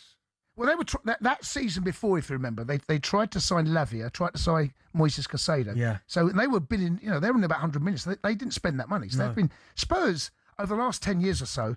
They've not really spent a huge amount of money. No. But they're a huge football club, right? And they're a wealthy football club. They're a bigger club than Villa. And it's not going to work well on radio. I need you. No, I know. It's froze. Are they a bigger? You've played for both. I don't know. You're putting me under the spot. I'd probably say Villa probably just. I think Villa just edge it. Yeah, just edge it. Do you know what? They're very similar size clubs when you think about the fan base about this, where they are, who they are. But I think Villa, the fact that Villa run Champions League, European Cup, I think that's got a. Yeah, I think that's got a nudge. You played for both as well. What do you think? Very good point. I'd probably opt on the side of Villa. Yeah, but then the argument will be, and I get it. They'll say that. Well, hold on, Villa spent a few years in the Championship recently. Yeah. Spurs haven't. Yeah, there is that. There is that. I mean, it's amazing how fans get so uptight by the biggest club. Oh my goodness! But listen, if you really want to rat the fan base, just say they're not a big club. That's it. So you got to say. I think they're both massive clubs. They are, but they're both big clubs. But I think obviously Villa winning the Champions League and Tottenham not winning as much over recent years. Obviously, they've been in the Champions League final, which Villa can say that they haven't. I think it's very, very close. What about Arsenal? They're a big club, Cole. They won the league last year. So. You mean what was the about? Okay, see, I've rattled him. I've rattled him straight. That's what I mean. I've rattled him straight away. But listen, Can Spurs? I mean, they've got the money they're spending. European football's an absolute minimum next season. Yeah, absolute minimum. They can't be knocking around mid-table. I think it will be Europe. What aspect of Europe? I'm not quite sure because I still sit here today and I think Arsenal will be there again. I expect City to be there. Liverpool will be better. United under Carrick, certainly the way I think Chelsea have got that. I know what happened last season, but you've seen it, obviously. You know better than I do, Jace. That it doesn't take Chelsea that long to get it right. They can turn it around rather quickly. Well, historically, yes, but this is a slightly different. So you're concerned? I'm not concerned. I don't. You know, until the window shuts, you don't know who's going to move. You don't know what Chelsea's transfer window looks like. Who's staying? Who's going? Yeah. You know, Fernandes, is he going to Atleti? I don't know. Was that a big loss if you lost Enzo Fernandez? I was disappointed Cucurella went. I was disappointed because he had a bit of housery about quite like that. I think we lacked that little bit of something that, and of course Enzo's got it as well. But I don't think, it depends what you get for him. I mean, they're after about 120 million. That's what they're. Do you think they want to pay that for it? Well, that's what they're after. That's what they want. I don't personally see it. No. I've not seen, for the amount that Chelsea paid on him, I have not seen enough to tell me that has been a good purchase. But I think you look at it now in the centre midfielders, it's that going rate. It is. It is that going rate. So Henderson's just gone for that, right? Tonali's potentially. Carl, you've got to leave us very, very shortly, matey. Just before you go, thoughts on England taking on Mexico? How do you see it going? I think it's going to be another tough game again. Another tough game, and like we just said before, that they need to have a good game. We need a good game and a good performance from everyone. You know, Harry and Jude can't carry us the whole way to the final, so you need other players to chip in, and hopefully they've saved it for this game. Yeah, and of course the altitude is going to be something they're going to be looking at. And I didn't really like Thomas Tuchel's comments, did we? No, we can't prepare for that. No, he said we're not going to be ready. But one thing I do like about Thomas Tuchel, certainly in the build-up to this World Cup, I think he's been incredibly honest in certain aspects of his answers and stuff. I actually quite like that. He hasn't kind of... you don't get any BS with him. He is pretty straight, Tuchel. If he's got something to tell you... It wasn't Sakal. Huh? It wasn't Sakal. No, you don't. Where was he? No, Carl. After that story's coming out, a little bit... I've gone off Thomas Tuchel. No, but you take it as you want. He was straight. You just think... Just pick up the phone. Pick up the phone. So he was straight. He just silence told everything. Top man, listen, Carl, you have a safe journey home, mate, and enjoy pre-season. Yes, thank you. All right, Fulham 7 can hear Spain to say take on Austria in the World Cup. Nigel Adley should commentate for that one. He has team news for us now. Nigel. Yes, good evening, Jace. 2 changes for Spain from the side which rather laboured to a 1-0 win against Uruguay. Pedro Porro and Dani Olmo come into the side. Marcos Llorente and Mikel Merino are the players who drop out. Austria qualified dramatically with a 96th-minute goal to draw in their final game and knock out Iran. They make 3 changes from that match against Algeria. Kevin Danso, Michael Gregotic and Paul Vanna come into the side. Out go Marko Arnautovic, Philip Mwene and Philip Leinhart. We're underway at 8 o'clock. What are you shouting for? Well, stop shouting. We're going to be discussing that game. Bentley wants to talk about Spain. I said, we'll do it after the break. Oh, no, let's say Spain, just chat. No, we'll have a chat. Don't worry. Oh, thank you. We'll have a chat, mate. That's what we're here for. That's the voice of Darren Bentley. We're listening to Game Day Live here on talkSPORT. We will be talking about Spain as they take on Austria live here on talkSPORT.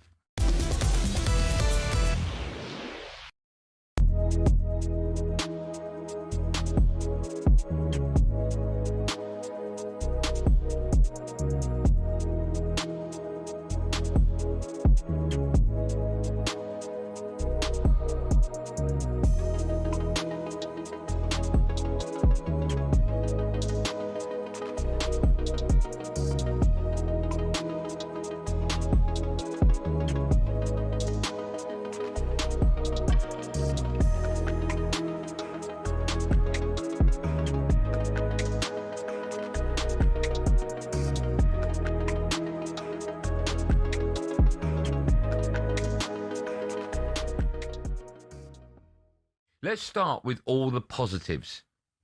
Right, let's talk about the negatives now. Okay. I think the positive was Jude Bellingham. I think without him last night, he was the only one that was giving it. Right?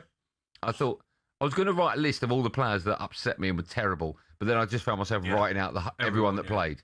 What I felt, Andy, you're spot on. Kane with his second goal, fantastic. That's what he's been doing all season at Bayern Munich. And also stepped up, by the way. Yes. A lot of people have questioned whether or not he can do a big game. Finally, but I was saying at half-time, mate, I was saying, we've been in these, saying to Cundy and O'Hara, we've been in games like this, guys, where, like, you're looking at it and you're thinking, oh, this is tough. Who's going to step up? Bellingham done it against Panama, and he's done it again. So has Harry Kane. Those 2 players, the ones we're talking about every game, that are stepping up and we have to rely on. The rest of them, no words, mate. Marcus Rashford, I've been his biggest fan. You get to start and you're hopeless. He was. Wan-Bissaka, I get it. You probably didn't get past him at Man United in training, but you got to still try and take him on. Didn't take him on once. If Madueke cut in any more times, I was going to walk out. And then when he finally went down the line, he got a bit of joy. First half. Terrible, mate. Declan Rice and Anderson looked shattered. Couldn't get about the pitch. Couldn't press. First half, we were pressing as a front three. And then there was a big space. Declan Rice and Anderson marking nobody. Honestly, mate, O'Reilly not getting tight. Jed Spence not getting tight. The first goal for them. How can that happen? Yeah, goalkeeper should never get beaten by his near post. Don't, mate. That's a touchy subject, mate. Because we were arguing a lot last night. Who was saying they should? Cundy saying. No. Honestly, never mate, get beaten Cundy saying, oh, I'm tired of this saying, why not? You can't get beat at your near post, mate. It's the same for a reason. Of course. You can't, mate. No, you Pickford, can't. No excuse for that. We're his biggest fan, but that's where your keeper saves you. You can't get beat there, mate. But still, the defence, Gay and Konsa, not talking. Hello, I'm Matt Forden from talkSPORT. This is How to Win the World Cup.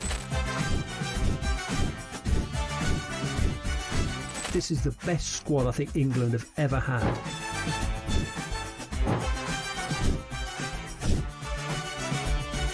He used to love America, now he doesn't. It's very sad. It was so important to succeed because of all the pressure we received. Don't jump for this one, I'm going to knock his head off. Warning, this podcast does not guarantee England will actually win anything.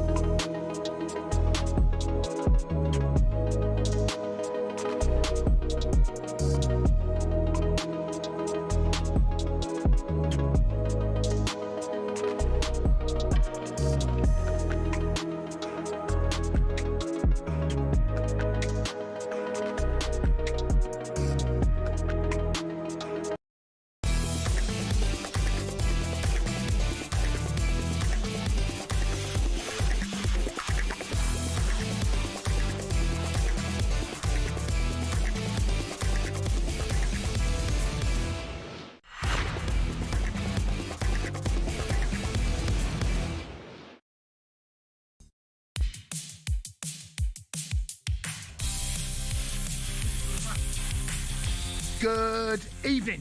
You want to listen to World Cup Game Day live here on talkSPORT. Jason Cundy, Darren Ben Portugal, Enterprise Rent a Car here for it. Book it now at enterprise.co.uk. Just quickly, stay for it. SW19. Lisa Sullivan is watching for talkSPORT. Lisa.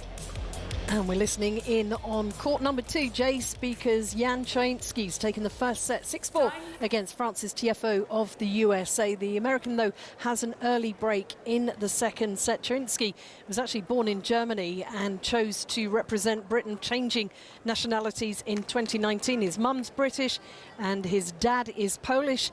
So we are cheering on the Brit against Francis Tiafoe. The Brit leads by a set to love. Thanks, Lisa. Now, England's Women and T20 World Cup semi-final action this evening against South Africa. Play's just got underway, and Claire Cottingham is watching for talkSPORT. Claire.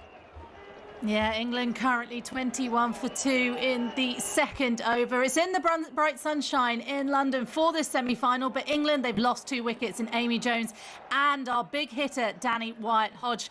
Jones knocked it straight to a fielder at point for 2, and Wyatt-Hodge was bowled for 12. We needed some brilliance from her in this one. South Africa, they won the toss. They elected to bowl first in this semi-final at the Oval. Something, though, that we can be happy about. Returning captain Nat Skipper-Brunt, she did say she would have probably done the same and given a bowl for this one, but she is back, which is important for this one. It is the same pitch as well that was used for the first semi-final between Australia and the West Indies, but bad news for England.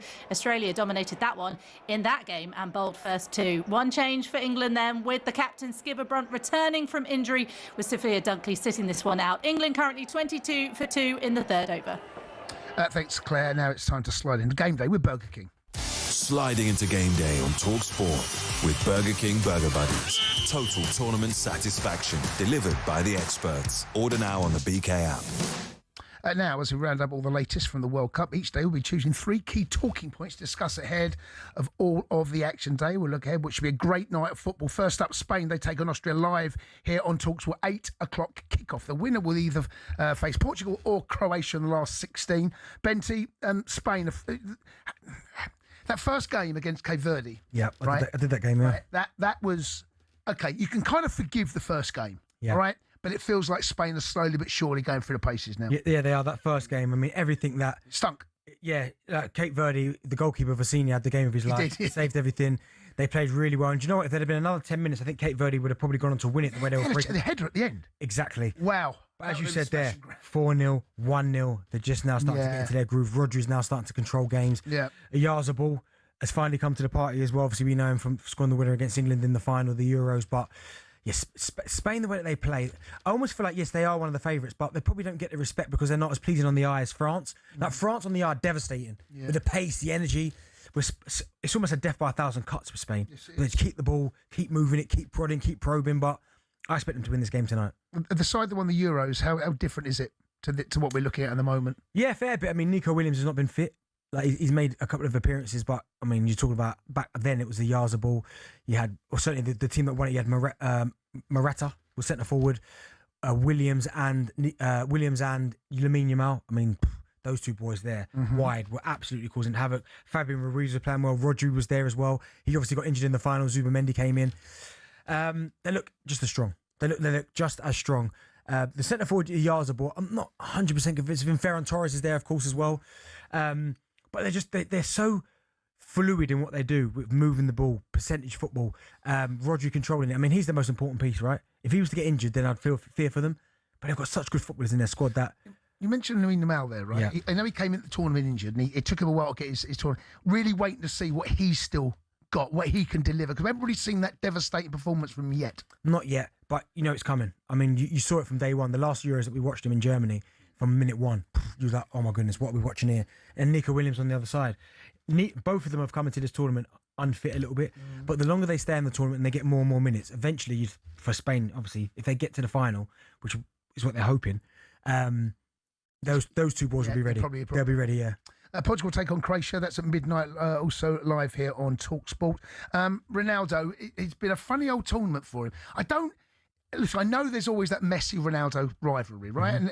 But it's been built in something. I don't quite know how, because he's got 5 goals, 6 goals? What have he got? 6 goals. Right? People are mocking Ronaldo. Yeah. Have you seen on social media? Isn't it? I'm like, come on. Yeah. What? That's poor.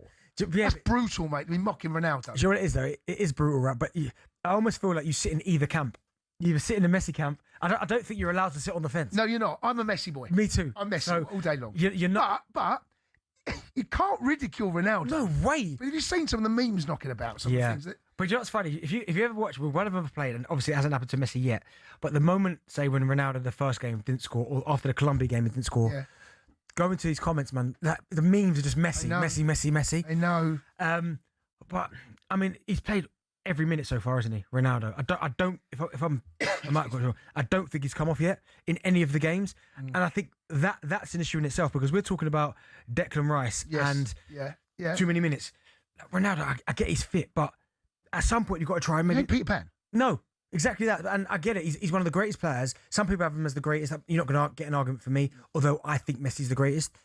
But at some point you've got to look at the team and go, do you know what? We need a bit more. We need a bit more up top. What's best for the team? But you can't drop him. No. Can he? Well, Martinez is not going to do that. No. Even though he's leaving, he's going to manage Ronaldo next season, isn't he? So That's crazy. But do you know, I almost look like, and I'm not in the Portuguese camp, but when I look at the Argentinian players with Messi, it looks to me like there's genuine love there. They love him. They protect him as well. Exactly. They almost think, do you know what? We can only get to where we want to get to because of him. Yes. So what we're going to do is do everything we can to make sure that he's all right. I don't get the same feeling with Portugal, because you got Vitinha, double Champions League winner.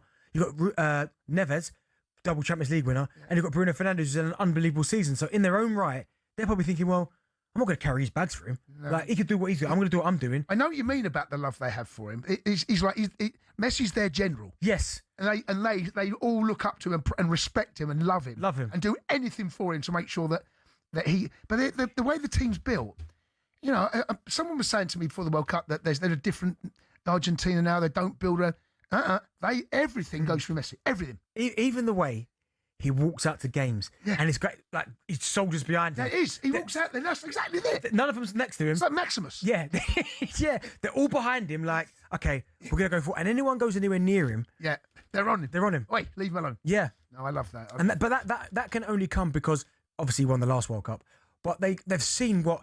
If we can protect this guy, because he's 39 years old, he's not getting any younger. If we can protect him, we'll do all his running. He ain't got to do no defensive work. Nope. We will do all that for him because we believe that he could take us where we want to get to again. 100% can. 100%. Take on Croatia. Any chance they go deep again? I mean, we saw them. I mean, I can't really call this one Portugal. I mean, I'm gonna go for Portugal to beat Croatia, but this aging. I mean, to be honest with you.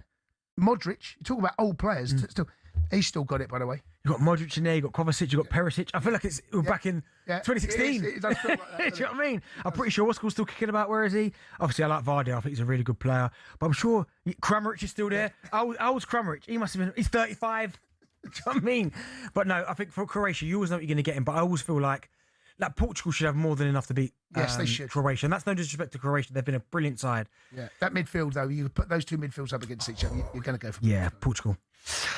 Switzerland taking Algeria, 4 a.m. tomorrow morning, live here on talkSPORT. If you can't sleep, the winner will face either Colombia or Ghana in the last 16. Switzerland have gone about their work quite nicely, actually. They got nearly unbeaten, 7 points. Well, a lot of people have said that potentially Switzerland are maybe a dark horse. Well, they're doing all right, you know. They are doing all right. Obviously, they drew their first game with Qatar, but then beat Bosnia 4-1, beat Canada. They've got some good players in the squad. Granit Xhaka doing what he does. Yes, of course. It's in there. Could be going to your club. Yeah. Are you happy with that? We need someone like that, mate. We need someone. But everyone's talking about the lack of experience in Chelsea. Yes, we need someone like that, whether it's going to be him or not. But of course, they played together, didn't they? Well, not played together. But he had him at Leverkusen. Yeah. So they know one though. But no, Switzerland I think will beat Algeria as well. That was a look at some of the day's key talking points. All thanks to Burger King. Sliding into game day on talkSPORT with Burger King Burger Buddies. Iconic winners delivered in the box every time. Order now on the BK app. Ben, you've been an absolute angel. Thank you very much for your company. Good luck over in the States when you go over there with Drive. And I hope you get Jay-Z tickets. Now, I'm wondering if anyone's got any contact in New York about Jay-Z tickets, let me know, yeah? Tomorrow, it's a sports bar takeover here on Drive. Myself and Mr. O'Hara will be picking up the baton from 4 o'clock. Next up, it's World Cup Game Day Live.